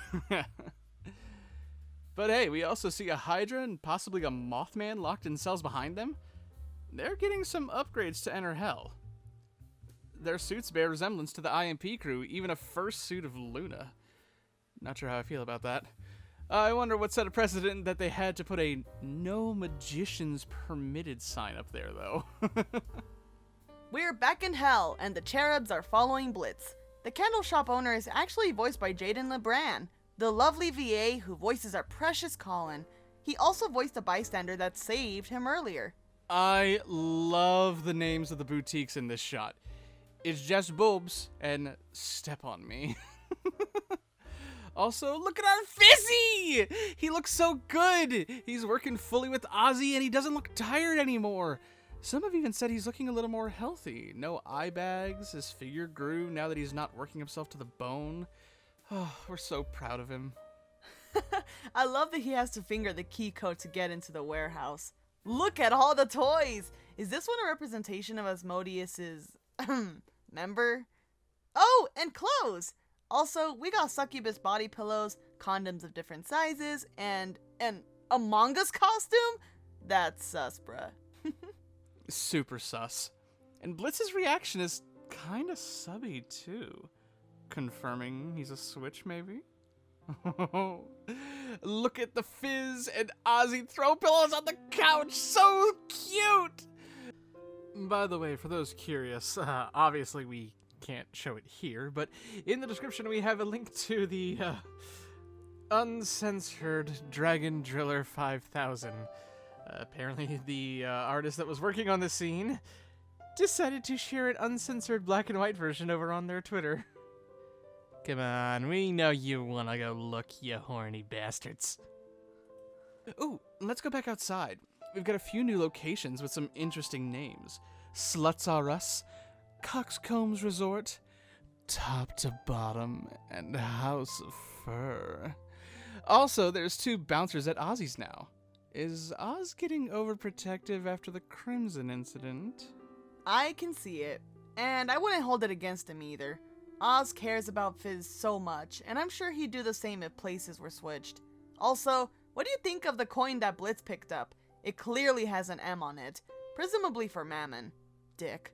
I'm sure Mammon's currency is used throughout the 7 Rings of Hell. Very well could be. Also, did you happen to notice that there's a place called Lemons in Lust? I've been online for long enough to know I don't want to Google what that could be. Also, Mammon is a bit of a bitter bitch with his Fizzy's blowout sale. I guess he doesn't want him anymore. During the fight scene, we see Moxie and Millie making out after their fall. Typical Eminem. I also love number 2's pizza party mug with the sad ghost pizza on it. Such a vibe. Well, we are in the Lust Ring for a reason. There's plenty of vibes to go around. Yeah, buddy. By the way, that Danky candle is totally a nod to Yankee Candle. I wonder what horny smells like. The Lust Ring. Just the whole fucking ring. Oh, and did you catch the nod back to the creepy Santa from the original Cherub episode? He's the little plug Blitz throws. We know it's a nod too, due to the little ooh sound it made. Stick it. Funny, but creepy. So fucking creepy. And finally, we're near the end of the episode. Pure fucking heartbreak. First of all, Stolas puts the grimoire back between the 2 books he showed Blitz when they were kids. Possibly referencing that the grimoire, or the crystal in that place, Stolas will connect the living world with his connection to Blitz? Very well could be. And did you happen to notice that Asmodeus' sigil appears on Blitz's gauntlet when Stolas attaches it? It's very quick, but Stolas did say he'd be working under his jurisdiction, so it would make sense that it's his sigil. The next thing to note, though, is that Stolas does say he can now do this without breaking demon law. I mean, he kind of brought this up in episode 1. Access the mortal realm less than legally for some time now. But we haven't really heard much about it since. It's got me quite curious. I'm sure there's going to be some consequences for Stolas for letting him use the book like this, but maybe for Blitz too. This whole ending is uncomfortable and utterly sad. Stolas' portraits are covered unless they have Via on them, but only she's uncovered. Such a parallel when you think about it. Also, Stolas flinching at Blitz's "Well, I'm not letting you, bitch!" It could be a trauma response to all of Stella's yelling and controlling behavior. Speaking of parallels and symbolism, the chandelier holds a lot of symbolism for Stolitz. In their childhood shown in Circus, it was in the room they first mutually felt some sort of connection, though that time it seemed like a mere friendship. Later that same episode, it's in the room for the first time meeting after so many years. Even in the music video for Just Look My Way, the room Stolas is in when receiving the Asmodean crystal has a chandelier hanging overhead. It seems anytime a chandelier appears in Stolas' home, it means something big is coming for his and Blitz's relationship. And this episode is no different. And we're not the only ones to notice it. Twitter user @Ashes3622 did a much better job of theorizing every angle than we could hope to. We have the full image here, as well as a link to the original post in the description below, but essentially, the chandelier symbolizes their connection, while other factors seem to get in the way of that. Whether the deal covering up what could be real, or how the outside world, the Goetias, could look into their relationship and do what they could to stop it. Or even their stances showing that they are just truly misunderstanding one another. Even if they may both want that connection to last. And the full moon is sitting in between it all. The final nail in the coffin this episode gave us wasn't during it, but at the end of it. There's no music during the ending credits. Sound can have such an impact on a situation, whether it's there or not. Having no music at the end definitely fits the mood and situation of what we all went through, not just for Stolas and Blitz. And that brings us to the end of our video, everyone. Although we knew this heartbreaking episode was coming, it was still absolutely stunning in every format. We hope you enjoyed our What You May Have Missed on this episode, and with Vivzie posting the schedule for the rest of the season, I'm sure we'll be back real soon. Take care, and we hope you learned something during this video. Let us know down in the comments on your favorite moment during the episode, or if we noticed something that you may not have. See y'all down the foxhole very soon. Give me back the sex doll, sir! Come and get it, Box! Nah, nah, nah, nah, nah. And we are back with another What You May Have Missed video already. Damn, Vivzie. We just posted our last one not too long ago, and you bring apology to us before that one even drops. Episode was great, but holy crap, we are trying our hardest to get these out as fast as you are. Supposedly, we're going to be seeing a lot of people that Blitz fucked over. Does that mean Dennis is going to be here? Who knows? He didn't end up sleeping with him because he was so disgusted. However, the episode was fantastic. Broke our hearts even more, but still wonderful. We spotted quite a few things in this episode, and my girl Veronica is back, bitches. So let's get right into it, shall we? Yes, let's. First, we wanted to get a proper close-up of Veronica's invite to Stolas. Chaser, would you like to do the honors? I'd love to.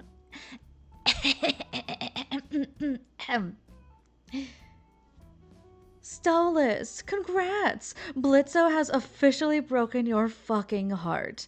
It would be my pleasure to extend an honorary invite for being his freshest ex to our Halloween party in the human world for closure and to indulge in our shared hatred for the miserable fuckboy. Hope to see you there. Hugs and kisses. Love, me. Wonderful, darling. Did you see the book that Stolas was reading by the pool? It's called Passion and Brimstone. There looks to be 2 Goetias on the cover. Probably a romance novel. Stolas looking for a little escapism. Take a look at the apology list Blitz made. Notice that the whole list has perfect spelling, but all his notes to the recipients are spelled wrong. On the list, we can see Moxie with a question mark, Annoying Kid, possibly from the pilot, Southern Bitch, who of course is our very own Mama Martha, getting it on with Miss Mayberry. Guy I ran over and other guys I ran over. Jeez, how many denizens has Blitz ran over? Hot bouncer from Aussies, and he steps on Josh and Ace, who are now engaged. Ah, yes, love it. The sad horse drawing is kind of cute, and Blitz is killing it in that dress. They also have a memoriam for Brendan Rogers and the producer. Yeah, the dress is pretty nice. But did you see the memes Blitz sent to Stolas? So funny. And similar to his notes, again, his texts are misspelled. even though we saw from his list that he does know how to spell properly. Kinda makes you think about that theory we posed in the last What You May Have Missed a little more, doesn't it? We continue through his tour, and we're back at Lululand. We had to pause quickly to catch Robo-Fizz in the rubble. Guess he survived being eaten and is still lurking around the theme park. Also, one of Brandon Rogers' characters makes a cameo. We see the grandpa character of his just hanging around for Halloween. Next, we're finally at Veronica's Halloween party. Quite a bit of things to see here. Here lies Chip and here lies Dip party bowls. Those are amazing. I need those now. We get to see Stolas' sigil. And there's a little sticky note from our Queen Bee. Her and Veronica must have a good, decent relationship. I bet. I need it. I want to see them interact more. Please. There is also that creepy hanging Blitz piñata. It's creepy, and I'm here for it. Oh my god, is that fucking Dennis?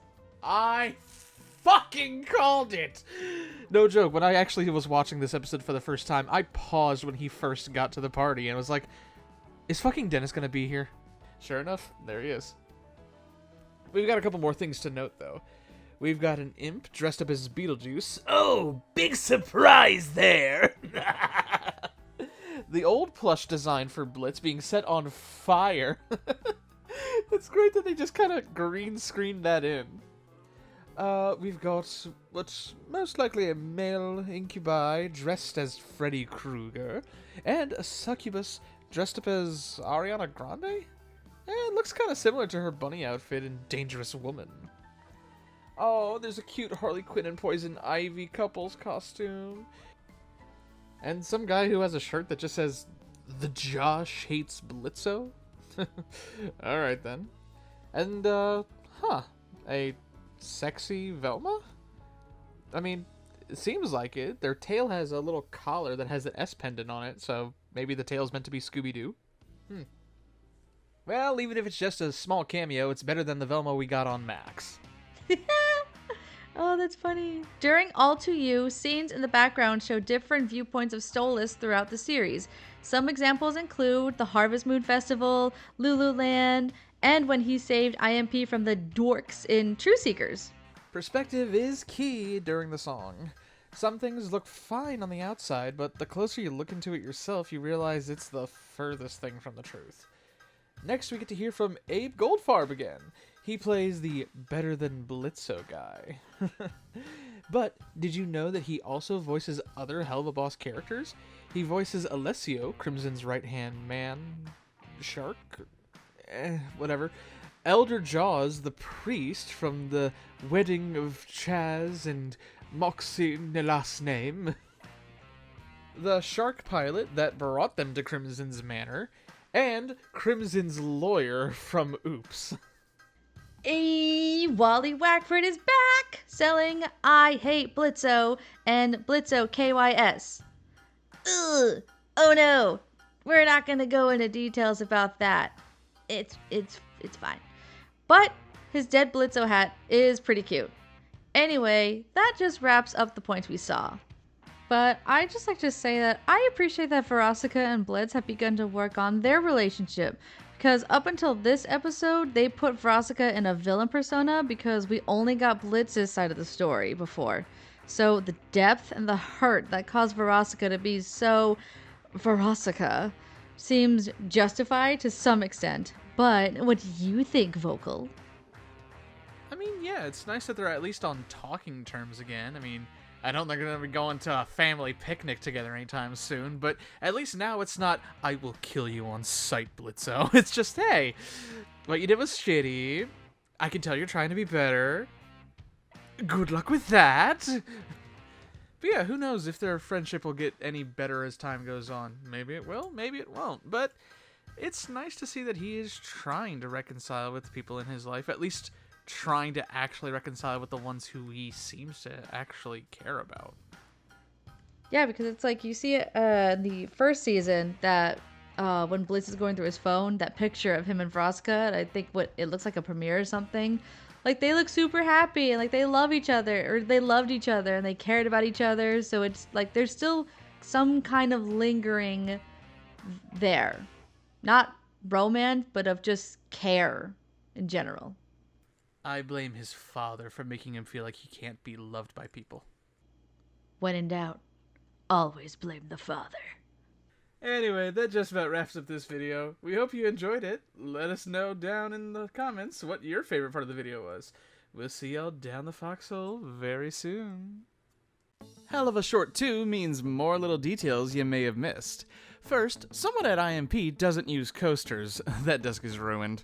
And if you look in the drawer, you can see Blitz's little puppets of Moxie and Millie all the way back from Season 1, Episode 2, Lululand. Next, we have IMP's current mission brief. It reads, Target, ? Location, Antarctica, near McMurdo Station, an actual research station in Antarctica. Description, a man-eating beast, no clear description. Info, client wants us to hunt down the man-eater that killed him and now poses a risk to his fellow researchers. Personally, I think he's being a little bitch. He's already dead, so why go through the trouble of hiring someone to... Why are you still typing? Are you writing this all down? Mox, I swear to fucking Satan, you are beyond stupid! And then it just cuts off. Leave it to Moxie to take down Blitz's info word for word and beyond. IMP has branded winter gear? When are these gonna be in the shop, Vivzie? Just kidding. My wallet can't take it. As some may have already mentioned, the plot of researchers in freezing conditions being picked off one by one is reminiscent of John Carpenter's The Thing. You could argue that there are multiple callbacks to various episodes throughout the series so far. For example, when Millie says, It's from lust! You can't just brute force it! kinda harkens back to when Ozzy said, Lust shouldn't be about force. It's an art. The interaction of, How do you not know how to do this? Moxie, I'm a fucking top! is good for a laugh on its own, but it's even better when you swing back to Season 1 when Verosika sang, Stroke on my later. Yeah, but when it was my turn, he did no reciprocating. So I guess we can rule any tongue stuff out of, I'm gonna do that thing he likes. Moxie, on the other hand, well, Get a load of this dweeb and his unsatisfied pride. I don't think so, Ozzy. You might have gotten this one wrong. Oh, damn. That's how to make it. Well, that's all to the next short drops. Is there anything you caught that we missed? Feel free to let us know. We hope to catch you down the foxhole real soon. On to short number 3. This one has quite a bit to unpack. So let's start with the desk. It looks pretty much the same as last time, but instead of a picture of the Arctic base, it has a poster of Emberland's anime. I wonder if all these mission briefs will show some intel IMP gathered for their target. Who knew these hits were actually planned out? Next is the mission brief, which reads, Target, Emberland Pinkle. Location, boring suburbs in a boring town in Rockview, USA. Description, a gothy 20-something-year-old. And info. She shipped Scrimblson with Jonathan instead of Blorbinzo 7 years ago. And it's basically incest or something. Not really, but this bitch seems really upset about it. This girl is clearly as into anime as Moxley is into musicals. I can't believe he managed to drag Blitz to Les Mis. I mean, that had to be what Miserable French hog shit. was, right? But I guess he's got a musical side to him too, even if it does feel improvised. I love killing, shooting things. I'll use a saw, I'll use a fork too. I love killing things with any kind of weapon. Give me a knife and I'll kill someone. And today it's just me, stupid bitch. Actually, was that improvised?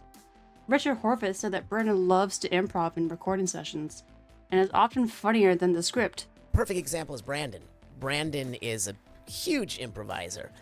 And we will always say, can we get one as written and then do whatever you want? And a lot of the times, what Brandon has come up with is often funnier in certain parts, and we'll use that. We'll mix and match them. So, maybe it was. After Blitz's failed attempt, we see that not only is she possibly Watching them damn hentais again. based on the immediate minimized reaction, but she's pirating it on illeganime.net. which is honestly a pretty good fake slate.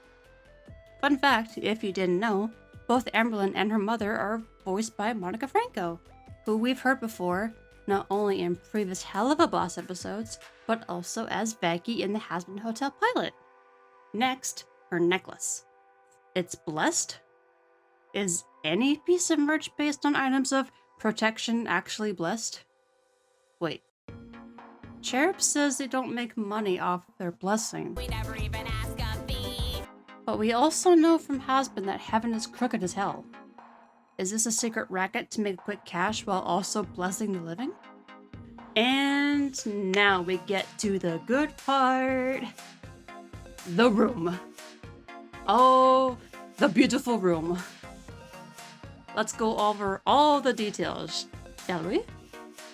Room details include a Monster Lover Pride flag, a Waifu Cthulhu body pillow, a Hiss Me Naga poster, Yeehaw Cowgirl Centaur poster, a Yoshi/Pokemon egg? I mean, given the Monster Lover thing, it's probably Pokemon, let's be real.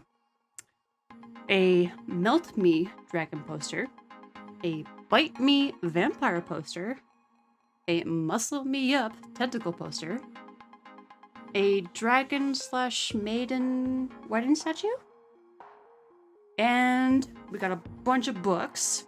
Let's see here. We got I Want You, But You Might Eat Me. Your Claws Feel So Good. Scales, a slow burn story. Is that a dragon pun? I feel like it's a dragon pun. Demon Dick I'll Lick. He's dead, but we can make it work. My Dragon Daddy. My first time with an Eldritch Horror. More spikes the better. I mean, oh yeah. I'm not a furry. And Monster, I hardly know her. But don't you worry, there's still more in the room. Alright, we got a Chump My Rump poster, Take a Dive in My Thighs poster, Wish You Were Wolf poster, Let Me Smash poster, Good Girl poster, I need that poster, a Pony Jar, stay away, is that Toothless? Bootleg Charlie, a Yowie paddle that says RAR on it, and various toys, possibly from Naughty Reptile. And next, we have the fanfic, as best as we can get it. The mysterious demon snarled in defiance before Satan. Heat radiated off of him, his glowing eyes blazed with fury. As my demon lover took a stand against his lord, I felt my love for him burn even hotter than the fiery depths of hell. I won't let you have her, my demon hissed with a mutinous glare. You took my wife from me, Satan. Never again. Amberlynn Lightness, Demonia Pinkle is mine. Satan growled, baring his sharp fangs. My knees trembled at the staggering size of him. He was so close that I could feel his hot breath on my skin, which was exposed as a result of my sacrificial outfit. Satan's concubines are forced to wear lace bras, leather miniskirts, combat boots, eyeliner, and a smoky eyeshadow lip. Also black lipstick.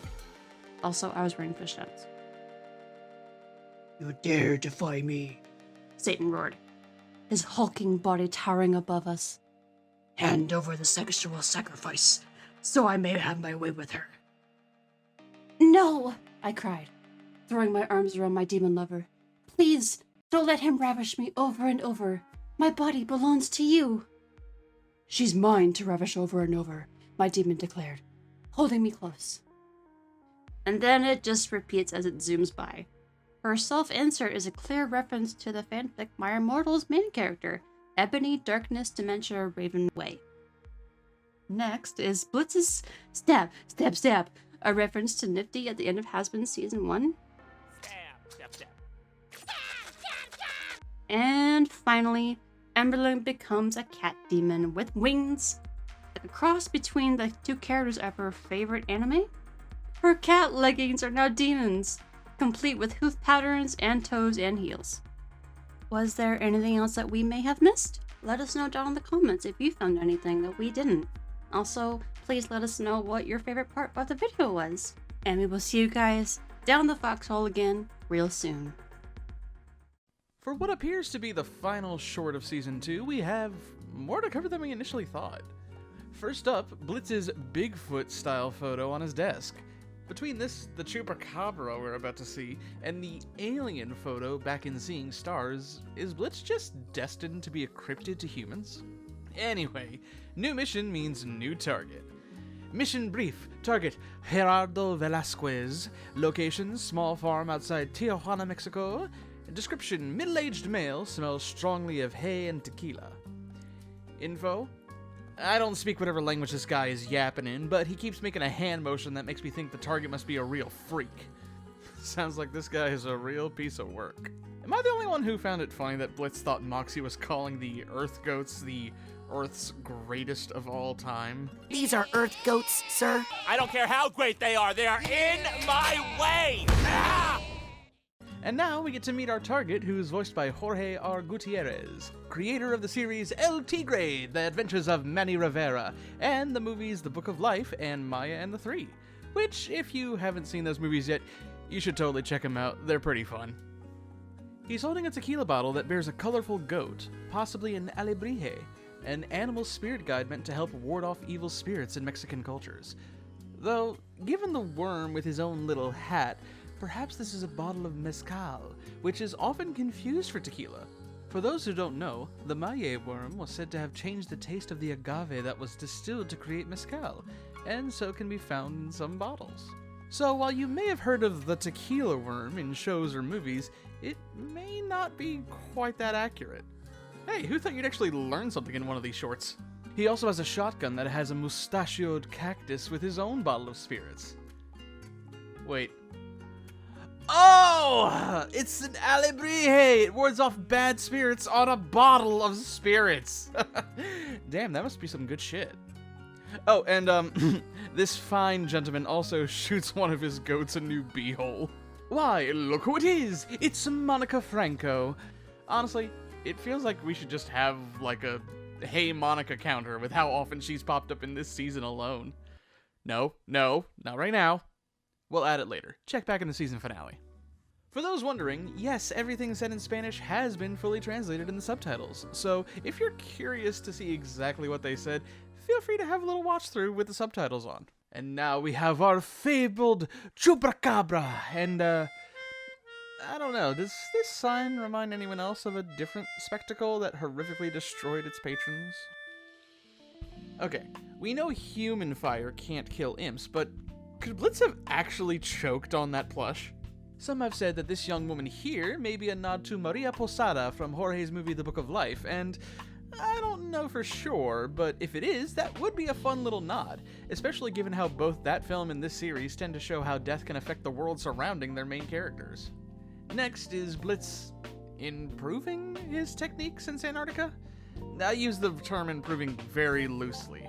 At least he's not being as forceful anymore, but come on, man, what you're doing is below the bare minimum. You and Fizz patch things up, so maybe he can have Ozzy give you some pointers. Although, he honestly may be appalled at your current performance. Well, I certainly didn't expect to see the dorks again so soon, or to have them look so much like Jesse and James from Team Rocket. And I certainly didn't expect their badge to read, Agent Number 1 Dorks, your text here. And we finish off the short with Cult of the Goat? Given we can't see the full sigil, but we know that goats are often tied to him, would it be safe to assume that these goats are worshipping Satan here? How funny would it be if this goat priest ends up coming back as a witness in the theorized upcoming trial episode, just to show how irresponsible Blitz has been with his travels? Well, that appears to be all of the Helluva shorts from Season 2. Will next season have even more shorts? Will the rest of this season have even crazier Easter eggs? Well, the new episode will be out soon enough, so we'll just have to wait and see. Until next time, thanks for watching, and we'll catch you later. Holy crap, Vocal, what's wrong? Helluva Boss is back, baby! Woo! What do you mean? We've been getting a Helluva Boss short all summer. No. We got episode 10 of season 2. Oh my god. And let me tell you, this episode is a major roller coaster. Hope you're ready for the ride. Let's get right into it. Right off the bat, we see Millie bringing Hellbucks? Not 100% sure on the name. It's an educated wish on our part. To the office. Moxie, or Foxy's drink, is a callback to Truth Seekers. And make sure they spell my name correctly on the cup. They always put Foxy or Roxy. I hate that. Also, Wally Wackford is the first non-customer / Goetia to visit the IMP office without breaking through the walls. And Verosca still has an office across from IMP. Well, actually, multiple floors. Next, we see Blitz eating Cryer's ice cream. It's hell's #1 ice cream for depression. A clear reference to the Breyers brand of ice cream. Please don't sue them. This is clearly funny. They need it. And it's Carolina Reaper flavor. Might be a good combo as dairy is used to help suppress heat from capsaicin. He's also eating Whip Me cheese with it.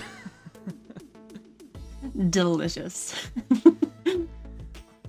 We've also got a few familiar voice actors / actresses in this episode.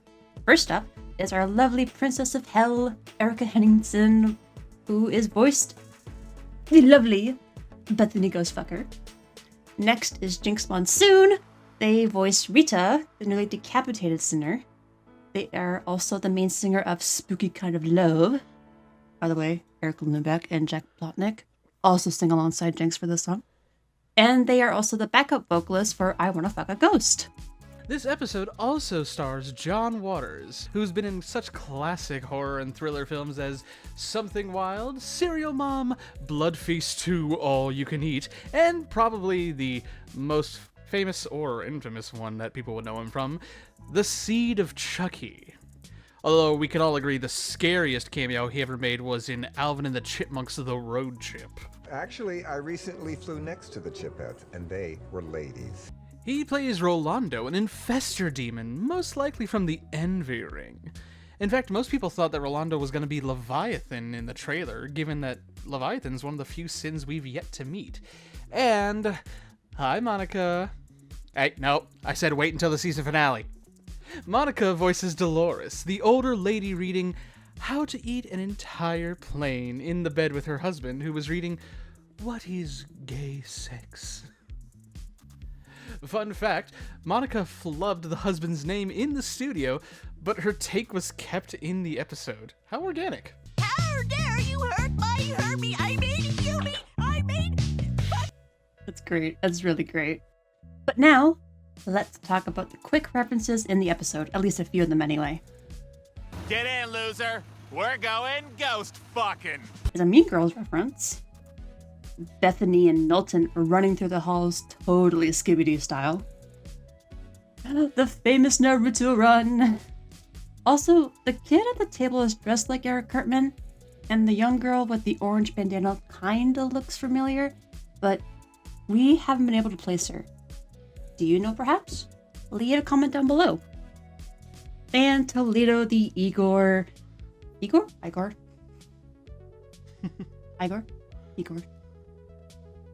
Either way. Is voiced by Lyle Rath and is a Hotel Transylvania reference. Speaking of that Scooby-Doo sequence, did you happen to notice that Bethany seems to be looking at one of these girls a little bit more keen-eyed on what he's carrying there? Uh-huh. I noticed. Next, we have the unconditional support card. The last space says, Blitz leaves Moxie and Millie alone for one date. And the card is almost punched out completely. Good lord, how many breakdowns has this man had? Either way, do you think this card was implemented after the Ozzy episode? And speaking of Millie, this is the first time we hear Millie say Luna's name, instead of referring to her as our boss's hellhound. Thanks, Luna. And it actually is kind of weird. I actually looked back, they didn't really mention each other at all throughout the series. It's crazy, right? It is really weird. As we progress further into the hotel, Blitz starts hallucinating in a sense, and we get to see the different Millies from past episodes. Murder Family, Lululand, Spring Broken, Cherub, and Harvest Moon Festival. Some people speculate that these are instances where Millie could have died. Yeah, pretty morbid for Alana to have Blitz face that danger that he got him in. I mean, fuck, the Harvest Moon one's missing her leg from the bear trap that Stryker threw in it. I know! And with all the trauma that he's gone through, it's actually possible that maybe he really did want to believe that his whole life after the circus fire was just a horrible dream. Mama, I was having the worst dream. Some people have said that it could be a horrifying trauma response, and honestly, with all the shit he's been through, I wouldn't blame him. Yeah, I would not either. But, speaking of which, we get to see Tilla in this episode as well. If Blitz actually found her eye like he does in the vision, is that her eye in his office in Lululand?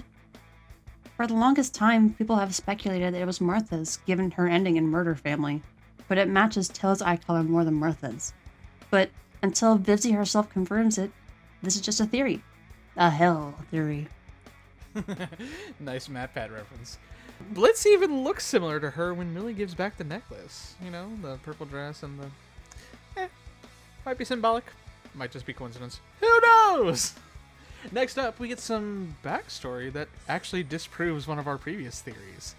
You know, I heard someone had a cute little theory that Millie may have been the babysitter for Luna when Blitz got locked up. So when Blitz and Moxie broke out of jail and headed back to Blitz's place, that was how Moxie and Millie first met. But in the flashback, we see a for lease sign on the building that reads, "Cheryl, if you see this, please come back. She meant nothing to me. I'm sorry!" And Blitz is just getting the grimoire now, despite working with the others for a year. This baby right here is our future. Possibly a nod to what he tells Crimson. You want us killing someone in hell? Because I gotta tell you, that ain't exactly our business no more. Oh, look at the eels. Moxie loved them so much. Is Miss Mayberry their first Earth client? Our newest client. Damn it, Moxie, I just bought those eels! Also the Western and ski and also restaurant. A Best Western reference? It's possible, but hey, did you happen to catch the possible Bill Cipher reference in this episode? Eeny, meeny, miny. Two great shows with fucked up moments. Definitely recommend. And now, we get a show of Blitz's perspective throughout the series so far, and even a little stuff we may not have seen yet. Just seeing him disgusted by his actions, hurt, abandoned, alone. Does he deserve it, or does he deserve a break? God, Vivzie, why? And why do we love it? At least this episode ended off with a sort of positive note. A very good chuckle came out of me when Blitz said, Yeah, fuck hotels. "Somewhere in pride, a princess's heart shatters." And you can't help but love how Moxie gets all giddy and excited to watch a musical, even if it is about fucking ghosts, with Jack Plotnick as the announcer. And that brings us pretty much to the end of this video. We hope y'all... Hang on! Hold the phone. We just heard that Vivzie dropped merch for the episode, and, you can get Milton's hat? Are you kidding me? We get a hat for a characterization, or that we just met, and we still don't get Via's beanie? Also, little fun fact while recording this, because this happened after the script for this little video was written, they just opened up a new merch store, stylishoccult.com. Yes, this is a real thing. We're not sponsored, but it feels worth noting because one of the things you can get in it is Via's star shirt. You can cosplay Via up into the beanie because they still haven't made it yet. Oh my god, I can't believe they do that. Viv, give us the beanie! It's a good hat! It's a good design! We need it! Why are you on? Okay, then. Well, Vocal does their thing. We hope you enjoyed the video. Let us know what you thought down in the comments below, or if we happen to miss anything that you spotted. I'm sure we'll see you all very, very soon. See you next time.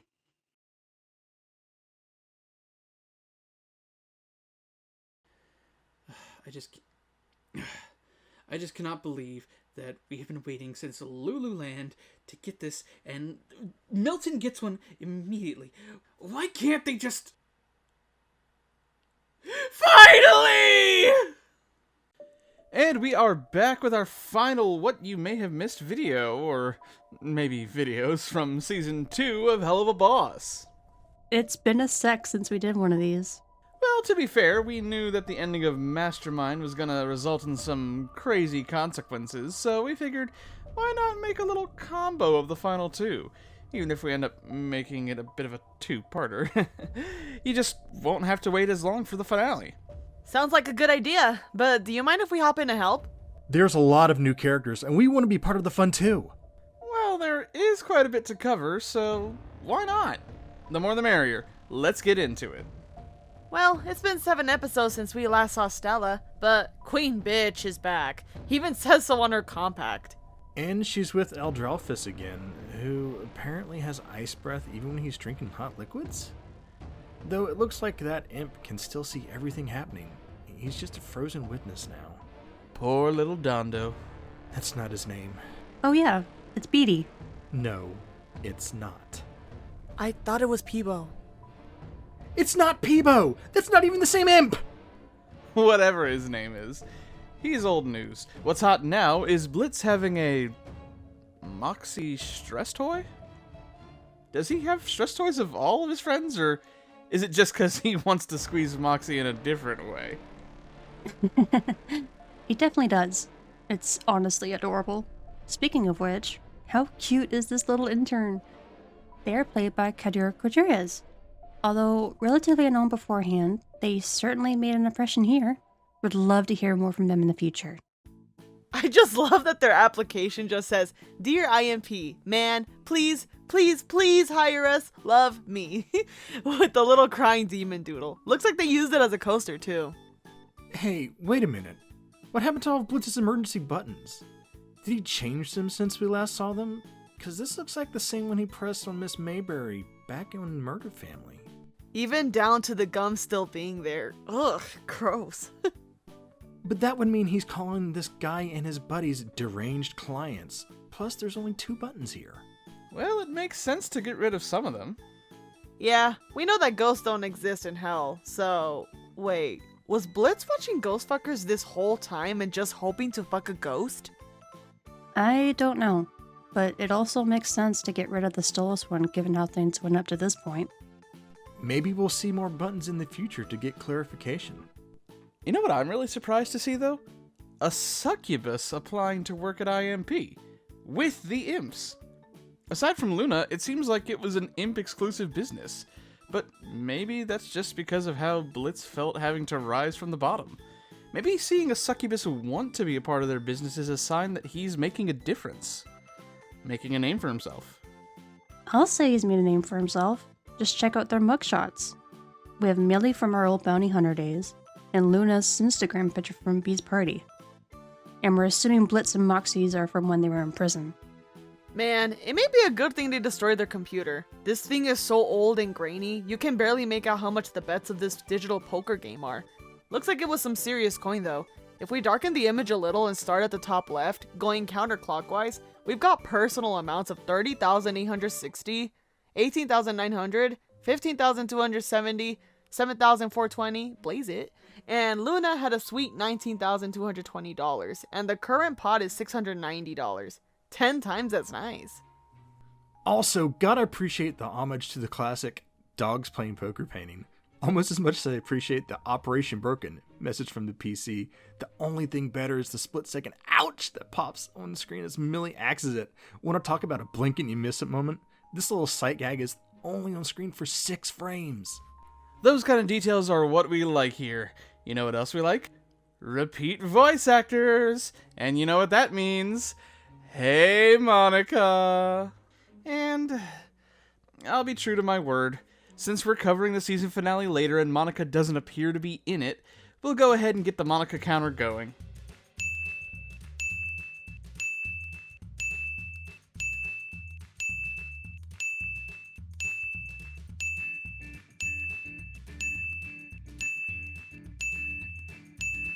I'm sure we'll see that number rise next season. Noah has a pretty low count. The number of pics we've seen where Blitz's face isn't crossed out. I, for one, am really happy Luda managed to save the first job done photo before torching the drawer. Next, we get some colorful graffiti and signs on the bathroom walls. Blitz sucked your mum here. A sign that says, do not flush non-pee-pee poo-poo in all caps. A sign that says, wash your hands, or don't, I don't care. Again, gross. And, of course, a horse doodle. Well, Millie obviously ignored that first sign, because we see her flushing disguises from the Cherub episode, including Millie's cat disguise and Blitz's disguise from Lover's Lookout. Guess Blitz's cattail cover made it back? I'm surprised they still have all these. Was Blitz trying to grab food for the group since they were going to be on the run? Or, knowing him, did he also have stuff in the fridge he didn't want them finding?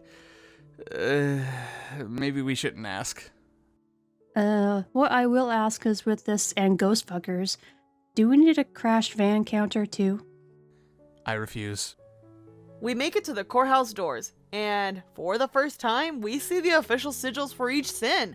But Lucifer's was cracked? Wonder how that happened. As we walk in, Blitz says, Is this about the orphans? Because they were already sick to begin with. Is this referring to the original IMP ad, where we see him burning down an orphanage for elderly blind newborn dogs? Wait, what?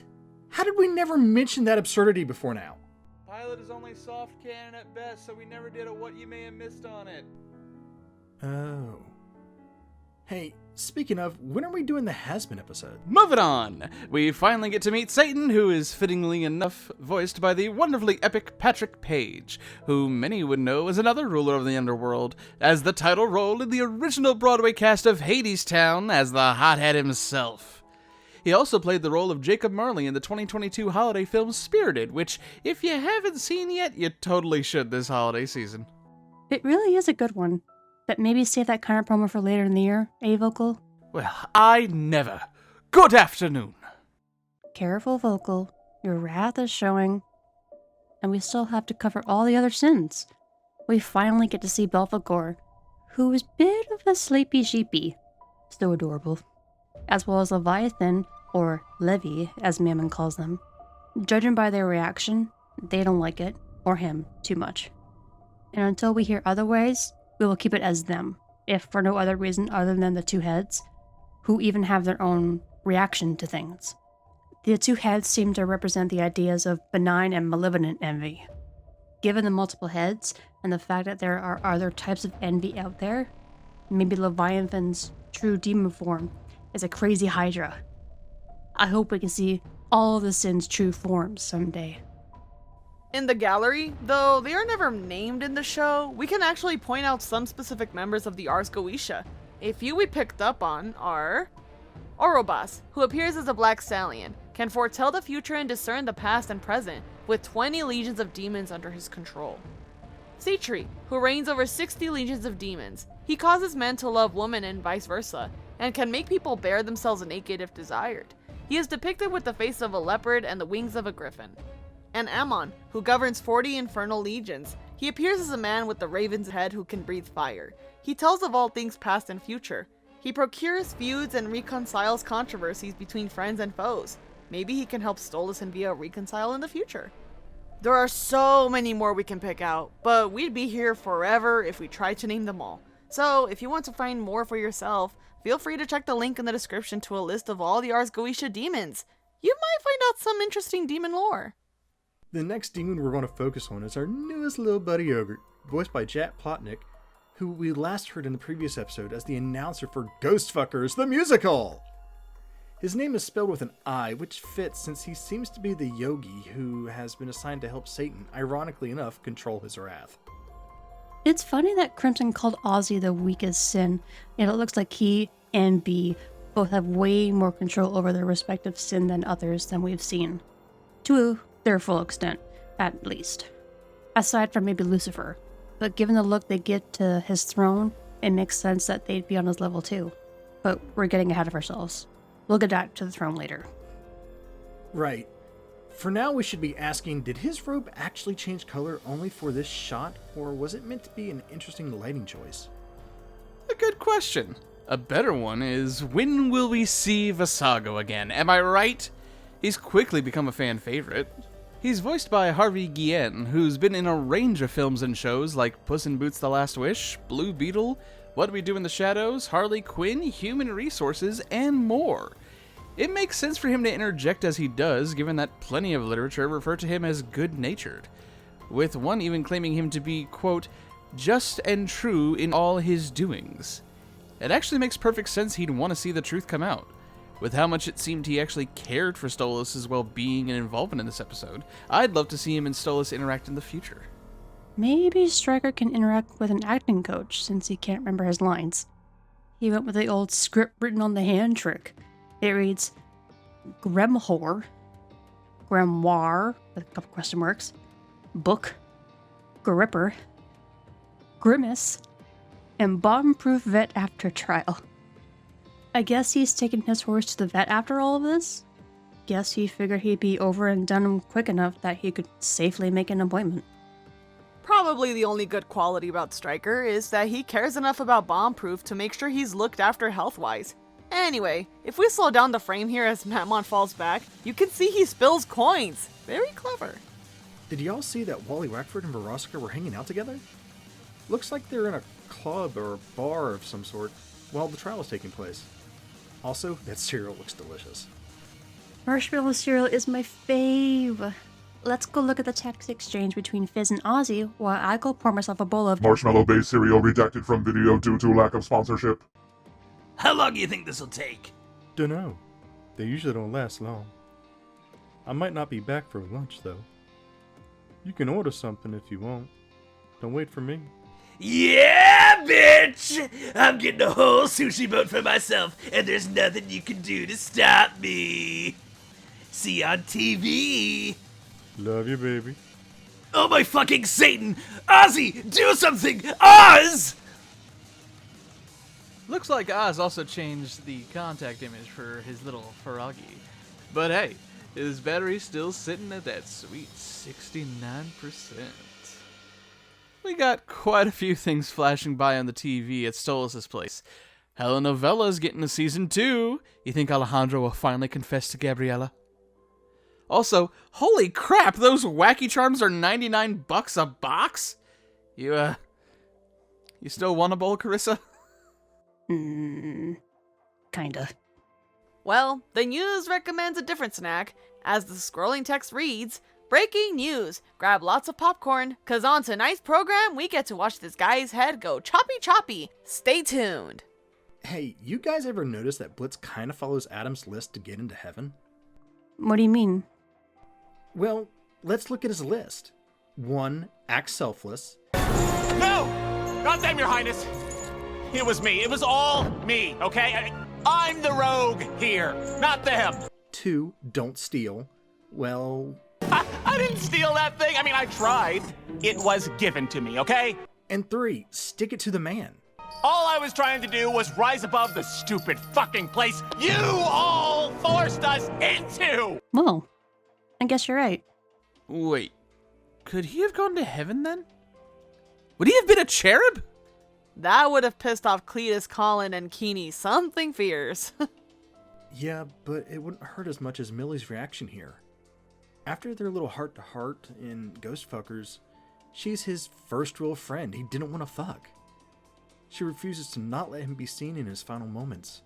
Luna and Moxie turn away, but she meets his gaze so he's not alone in what would be his final moments.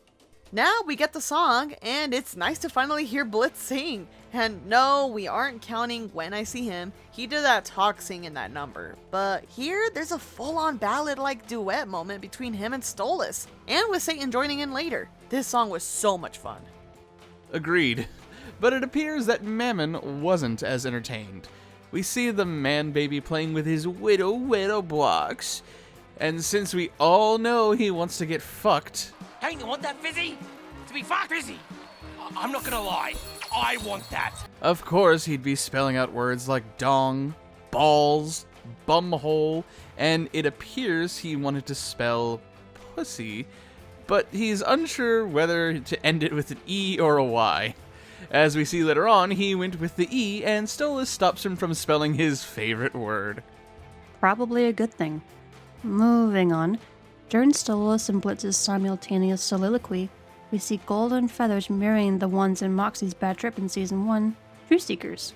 Does this show symbolism with Blitz feeling he has pushed Stolas away for good and unable to fix what has been broken? Another thing some may not have noticed comes directly from Sam Happ on his Twitter. Quote, "I have no regrets, I have regrets," are on either side of the exact midpoint of the song. Kinda makes it a legit turning point in the song. And what a turn it is. We see that not only was his sigil broken, but Lucifer has been gone for quite some time. Note the BRB 5 men sign with the little rubber duck and cobwebs. I don't think he's going to be back anytime soon, and since he's the only one that could really correct anyone, no one bats an eye when Satan says he's ruled even before Lucifer fell. Well, except Ozzy and B, who totally see through his horseshit. Viv even confirmed it when some people seemed confused about the timeline of events. Speaking of timelines, can I say something? Wait, are you gonna rant? I'll be right back. I need to go get my popcorn.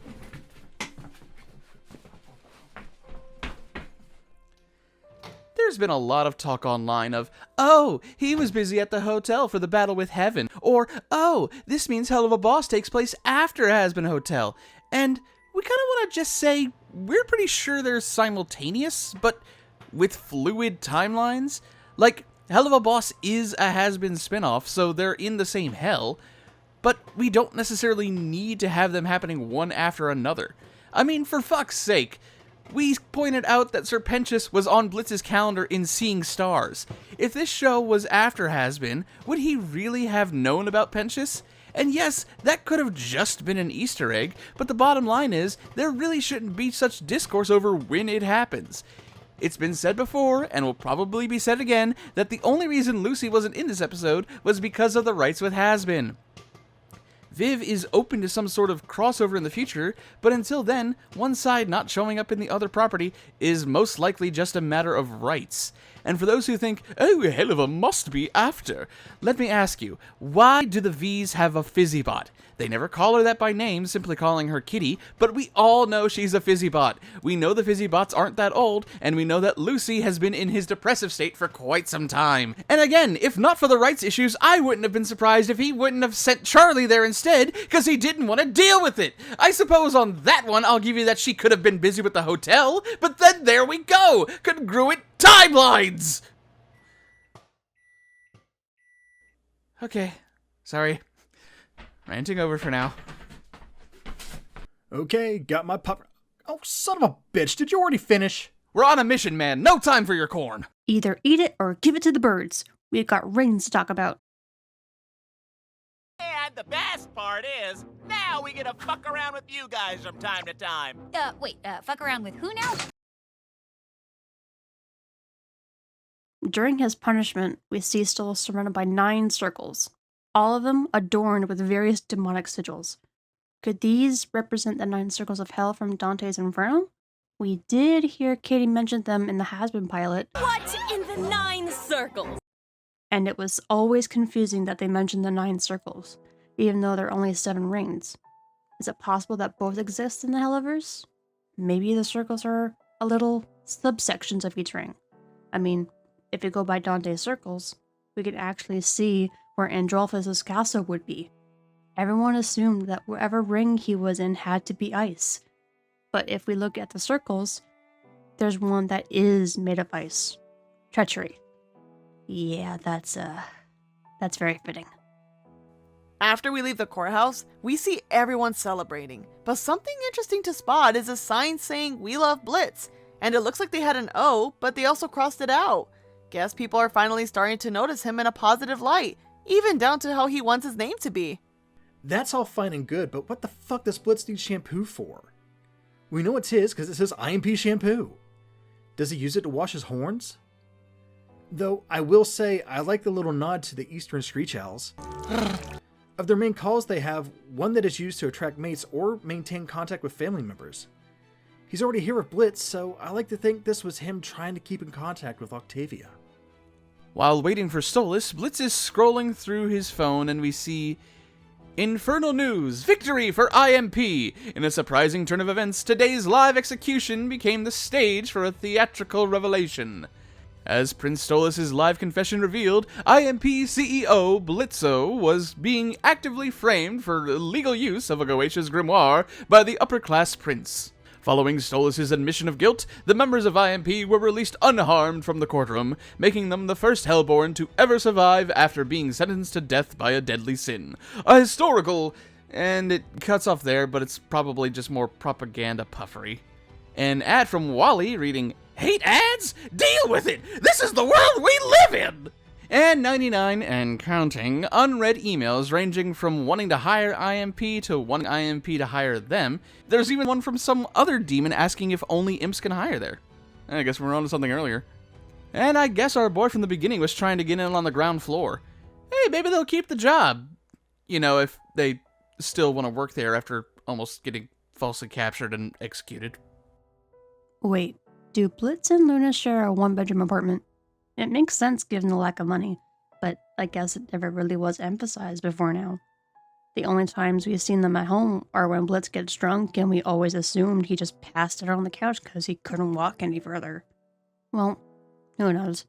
Maybe we'll see them move into a bigger place next season. But before we get to next season, we still gotta cover Sinsmas. Yeah, you guys were right. There was a lot of stuff to cover in this one. Yeah, but maybe the next one will be a bit easier. Either way, the folks at home won't have to wait too long to see it. We'll see you again real soon. Let's get into the holiday details, Carissa. We start with Stolas waking up to so many horse plushies and figures, as well as a poster that reads "Believe in Horse Self," and a trio of horse asses. Then a horse lamp, a height sign that reads, "Must be this tall to horse," probably stolen from Lululand, given the Lulu Lane smudged writing near the bottom, and My Demon Pony. Why am I not surprised Blitz would have that on his TV? Maybe he uses it to cope with his supposed horrific horse-related backstory? But it's way too long and way too dramatic. Okay, that's gonna bother me forever. When Stolas opens the medicine cabinet, we see a box of Helluva Night sleeping pills, and a figure of a nurse horse that looks close to Nurse Redheart from the My Little Pony series. Wait, does that violate the...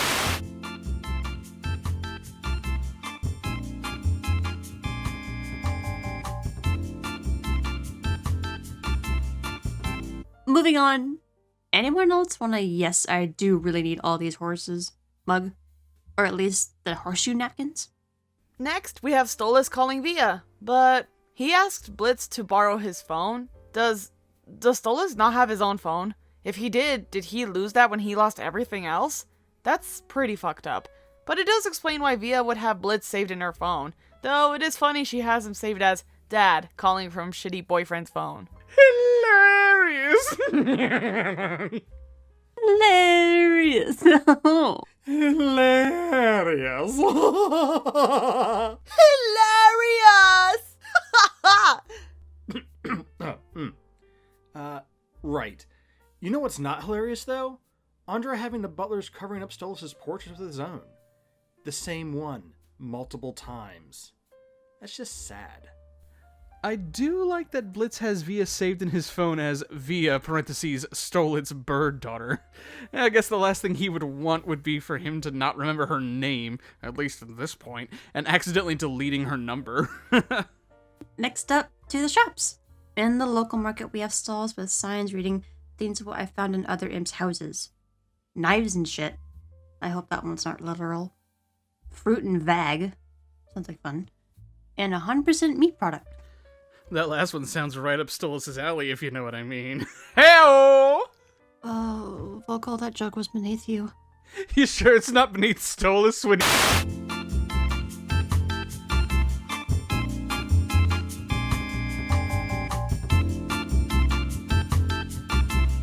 Do really want to know what kind of product rot your teeth is supposed to be? And is that a bottle of poison, or is it meant to be wine? In hell, there's no telling. Either way, it looks like you can have your pick of Bielsa juice based on all these bottles. I wonder if B sells it in different flavors like other spirits on Earth. If she does, you know there's a cotton candy flavor in there somewhere. Glad to know they have laundromats in hell. Thanks Satan for Mr. Suds, a laundry hero who says, "Do your fucking laundry, you lazy," and it cuts off. Wait, does he have that weird S thing on his chest we all drew in school? They really do have those everywhere. You know what else seems to be everywhere? Imps having trouble in the kitchen. Between Blitz and Fizz, is this a common thing? Or are they just hopeless in the kitchen? No. Never again. Either way, at least they could eat down at the Pride Diner. Love that name. Pride Diner. Serving sinners since... and then a couple of symbols? I'm guessing ever since hell came to be. Yeah, but they can't eat there if the staff is gonna spit at them. So Blitz makes good on his word to get Stoll some rats in an alley where we see an IMP ad posted, alongside graffiti that reads, "Suck my dick, fuck hell," over what appears to be a pentagram, and a pretty badass tag for Spindlehorse. Won't lie, that'd make a cool bumper sticker if nothing else. Speaking of potential merch, am I the only one who thinks this could be an Aussie-inspired dress in the window? Stylish occult, where's our Sins merch at? Please no. My wallet can't take it. Yeah, but Mammon would gladly take your wallet. Speaking of taking your money, the name Frock Off, Respectably Unapproachable Clothing, is such a good one that I hope they can at least have a convention stall named after it at some point. Then we have the offices of Dewey, Cheatham, and Howe.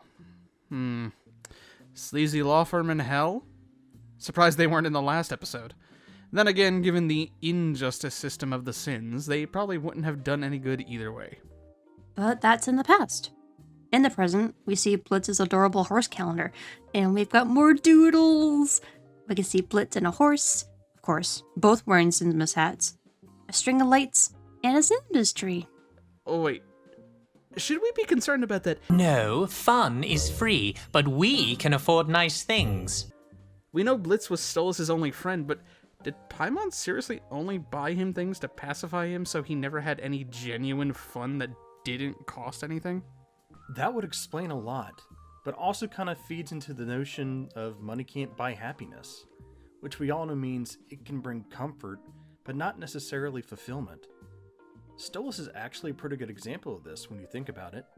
Speaking of bringing comfort, I'm sure Blitz is comforted by the fact that they can finally have the office insured. They've been needing it for so long. The fuck is insurance? Please tell me you got that insurance thing. Everyone, stop fucking up my wall! Satan's ass crack! Enough with the wall shit! We have a door! It's insured. It must feel good to finally be able to afford it, given all their offers at the end of Mastermind. You gotta love the attention to detail and who's celebrating what for the holidays.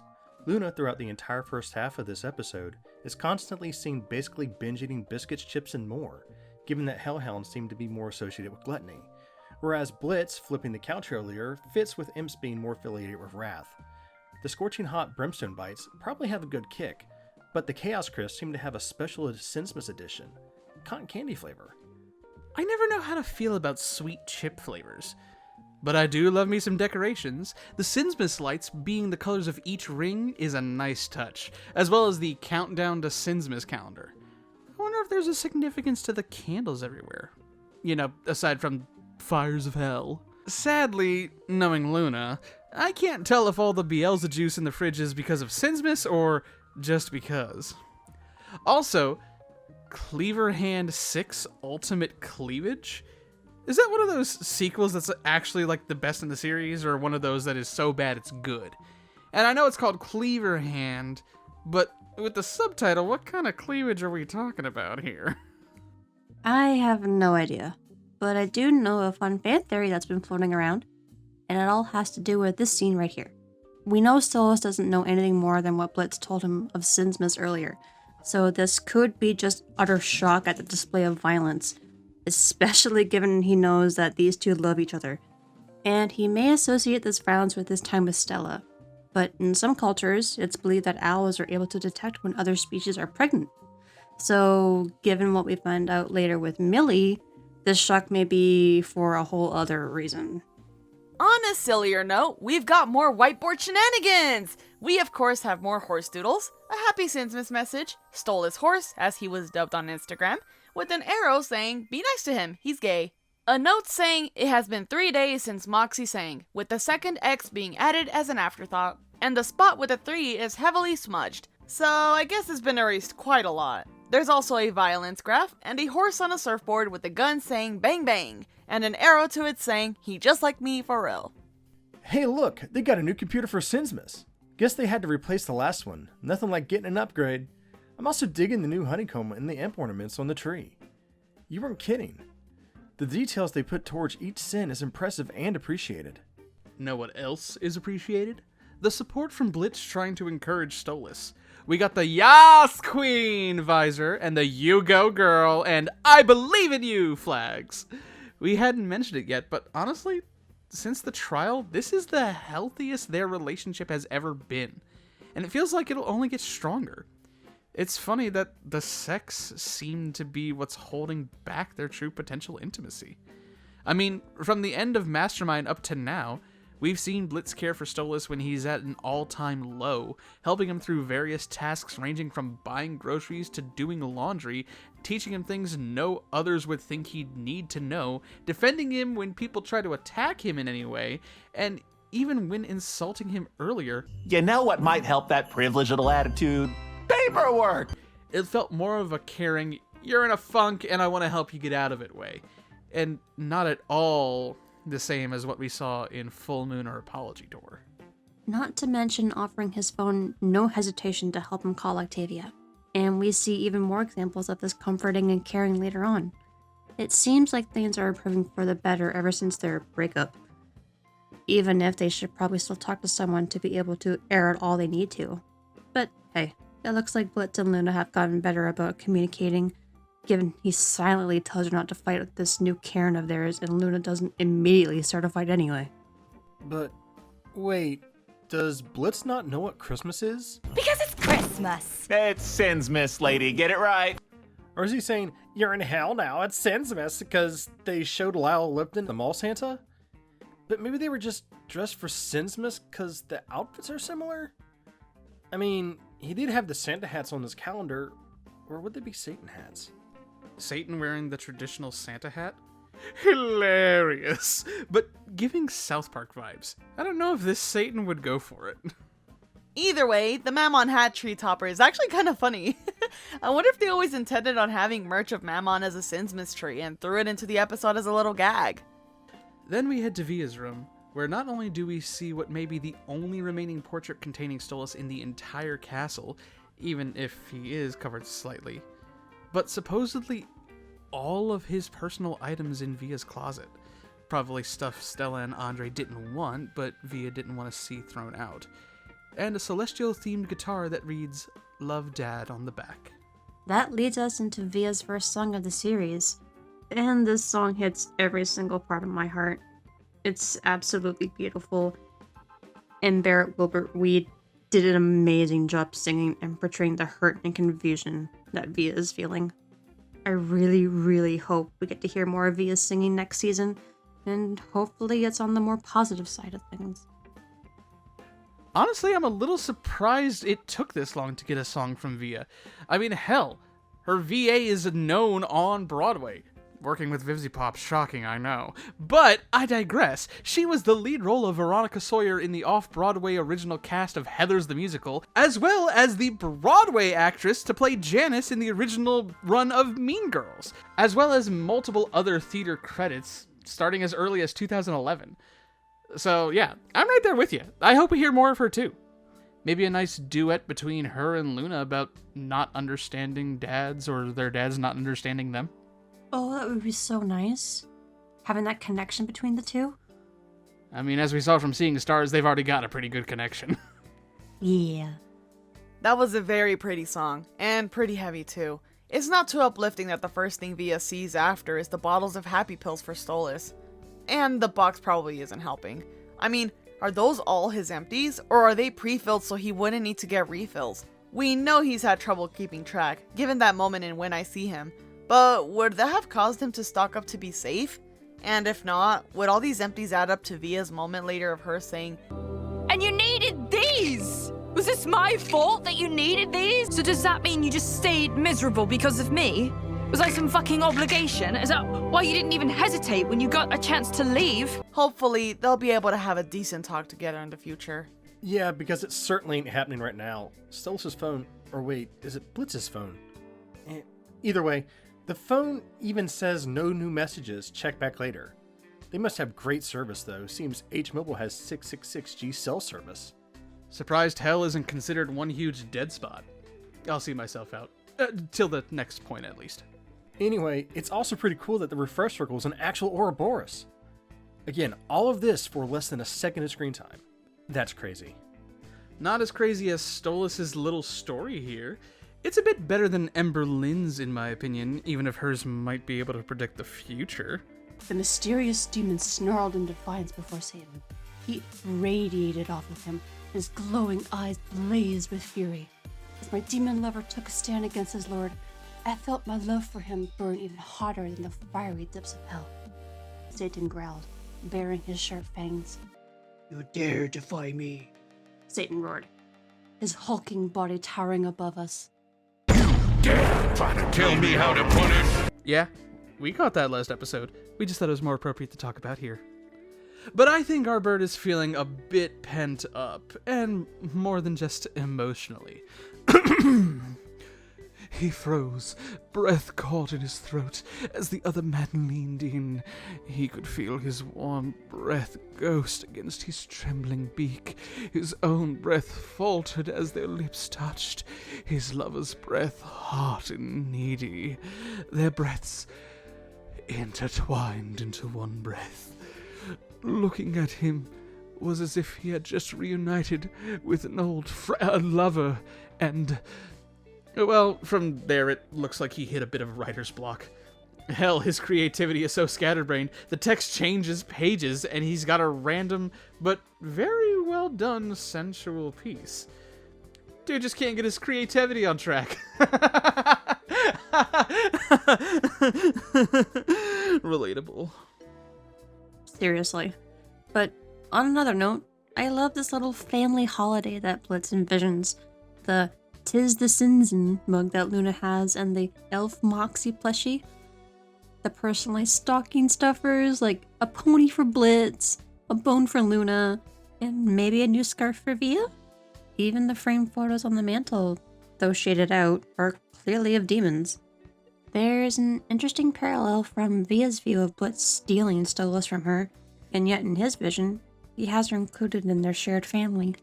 Now we get to some really fun stuff. Look at my girl in her full demon form! So hot, so awesome, so utterly badass! This does raise a question though. Do all demons have a true demon form? We know the Sins do, but that makes sense. And we've seen Stolas show his. But aside from Sins, Royals, and high-level overlords like Alistair and Hazbin, we haven't really seen forms like this. Wait, does Luna have 6 eyes in some shots? Is that normal for these full demon forms, or is that a hint at her possible family line? Well, that does bring up an interesting theory some people have about Luna. Given this full demon form, the fact that aside from Stolas and Octavia, she's the only one we've seen use the grimoire, and the mystery behind her birth lineage, is it possible that Luna is part Goetia, or at least part high-level demon? It feels a bit odd to assume that Luna, or any other Hellhound, would have super powerful latent abilities given their place in Hell's hierarchy. And the theories about half-breeds are nothing new. People have been theorizing about Stryker being a half-breed since Harvest Moon, with one of the more recent ones being that he's actually a Royal's or even Satan's bastard son that Satan either doesn't acknowledge or doesn't know about, hence his hatred for the Royals. An interesting thought, but one that sadly we'll have to wait to see for another day. Either way, I doubt we've seen the last of full Luna. And I hope we haven't seen the last of fun callbacks either, like this callback to Lululand. Where is Blitzy? He's my knight in shining armor, not you littler ones. The prince's knight needs his sword! And what I feel can only be a callback to the drunk Moxie high five from Spring Broken. I also can't help but feel like this is a nod to the Hydra fight in Hercules. Even down to the hero being swallowed and slicing the head off from the inside. And hey, we finally got to find out what Stola said that was bleeped in the pilot after so long. Maybe we'll find out what Andrelphus said someday. Must have been crazy since the subtitles literally says profanity bleep. After 2 seasons, we know they aren't afraid to use the captions to spill the beans. But while we recorded this, they did announce the series will be dual streamed to Amazon Prime, and Prime versions would be uncensored. You think maybe we'll get old episodes released uncut? Who knows? I mean, it'd be pretty fun to hear what Stolas actually said to Blitz all the way back in Murder Family, but part of me wonders if stuff like this works better because we don't know what was said, just that it was offensive. Good point. Yeah, well, I guess we'll find out how they do it soon enough. Before we can have our bittersweet ending, we can't help but point out the similarities in between the faces that Via and Stolas make when leaving someone they love. Via kinda mirrors Stolas from the end of Full Moon before leaving him outside the manor as Stolas did to Blitz. Like father, like daughter. Let's just hope that like Blitz and Stolas, Via and Stolas can work things out. Just maybe not without such a potentially world-shattering cause for reunion. For real, we've had so much trauma drama, and it's done pretty well up to now. So let's have one bit of wholesome bittersweetness before we get back to the party. After letting Stolas have a moment to himself, we see Blitz fry up a few brimstones. Seems he wanted to warm up his body temperature so he could provide Stolas with some decent comfort. And we see that Luna, Moxie, Millie, and even the guest of their party giving them time and space together. No surprise that Moxie would start with a gentle approach of Sinsmas cookies to try and break the tension.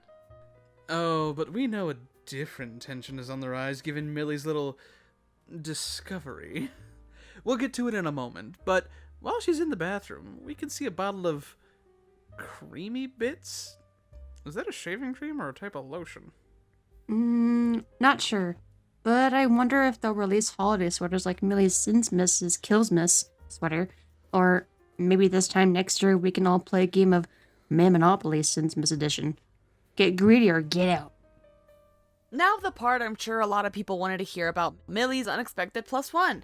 We're not going to go into a lot of theories or what ifs on this one, cause let's be honest, plenty of other people have already, and we're honestly okay with just seeing what will happen when it happens. What we will point out is the fact that when Millie makes her call to Sally Mae, she stops outside another apartment, apartment 661. Some folks probably just thought, oh, Blitz probably lives in 666, right? But we know Viv and her team often put in little Easter eggs and details. It turns out that 661, as an angelic number, holds a couple of different meanings. That's right. Some believe that the number 6 resonates with the influence of love, home and family, guardianship, grace, clarity, honesty and integrity, expressing gratitude, compromise and diplomacy, problem solving and solution finding, providing, provision, and material needs being met. Well, we certainly see a lot of that in this episode. Stolas expressing his gratitude to Blitz for what he's able to do, Millie seeking that love of family from Sally Mae, Blitz trying to provide and meet Stolas' needs, Via seeking guardianship which she clearly wasn't getting from Stella, and you can even argue that the team made a compromise on the mission. The money would be nice, but not worth breaking up a family that did no wrong. They'd rather lose one bitch of a customer than take away a familial love they'd all want themselves. And they also believe the number 1 resonates with intuition and insight, new beginnings and fresh starts, striving forward in progress. It encourages us to step outside our comfort zones and reminds us that we create our own realities with our thoughts, beliefs, and actions. Kind of like Blitz trying to create his own reality of a family he wants, even if, in the past, he's thought he doesn't deserve it. That's a lot. And there's even more to this number, so we'll just put a link in the description if you'd like to read more. For now, let's look at Luna's phone where we see on Instagram she's actually following Vicky, that bitch, from B's party. Kinda odd she'd be following a rival of sorts, but hey, at least she seems she made some friends at the party. Seeing these other hellhounds chilling with her in her limited Sinsmas edition glut honey carbonated bezel juice with natural flavors is awesome. Know what wouldn't be awesome? The hangover any of us would get from that stuff. Harder than ethanol, Christ on a stick! Guess it's a good thing demons seem to have a higher tolerance. Well, sometimes. In any case, all we really have left to talk about are the original Sinsmas songs in the episode. While we'll go into more specifics in our Season 2 song tier list video, which, if it's out, will be linked right here, we can still talk a little bit about them, and yes, we'll have an episode tier list too. Just wait till the series is done, and we make our ultimate tier list. Until then, let's talk about the details of the songs. Viv, thankfully, released the full versions of both songs after the episode, so some may not have known that they could hear it all. First up is A Sinsmas Party, I'll Murder You, by our own Verostica Mayday. Very much feels a little similar to a certain holiday pop hit, wouldn't you say? No, don't say her name. She'll appear. It's not time to defrost her yet. Then we have Merry Sinsmas, sung by Benny Benak III, a pretty popular jazz and cabaret artist who's performed as the host and featured soloist of Postmodern Jukebox, and regularly featured with Charlie Rosen and the 8-Bit Big Band. Per Sam Haft himself, the song is meant to harken back to crooner songs of the past, specifically Sinatra, and has even gone on to say, and I quote, "We picked the vocalist because he did a Sinatra impersonation on a big band version of our song Five Nights at Freddy's, arranged by the 8-Bit Big Band." Well, it made for one hell of a duet number for Stolas and Blitz to dance to. I know some fans have wanted to see them dance together for quite a while, even if they had to make it happen themselves before this. Well, it certainly was a bittersweet ending to the season, but there's a lot of places we could head next season, with new plot points or returns to others. Could you imagine Crimson attacking IMP now and discovering he can take down a disgraced Goetia too? Fuck. With Stolas' powers stripped, could Stryker actually finish the job? Imagine the dorks finding out the demon that possessed them can't do anything if they found a way back into hell. Like we said earlier, theories for another time. For now, we could just appreciate the stuff we got, and look forward to more coming up. From the sound of it, we'll have plenty of shorts to look forward to as well, so we'll keep bringing the background details. Thanks for watching, and we'll see you next time. Hey there, everyone. This is your radio demon. Your favorite jester! And the greatest imp in all of hell. It's your vocal chameleon here. Just wanted to thank you so much for watching this video. We hope you liked it, and if you did, there's lots of ways you can support us. If you're a fan of our memes and streams, we have lots of crazy merch, with plenty more to come. References to our various playthroughs, or just running gags for the streams. We even have little bosom buddies so we could be in your shirt pocket. So cute! We also have our Patreon. Joining at select tiers gives you access to join our Discord, exclusive downloads, and even join us on streams. Links to all of these are in the description. Fall on down. Stay a while, won't you?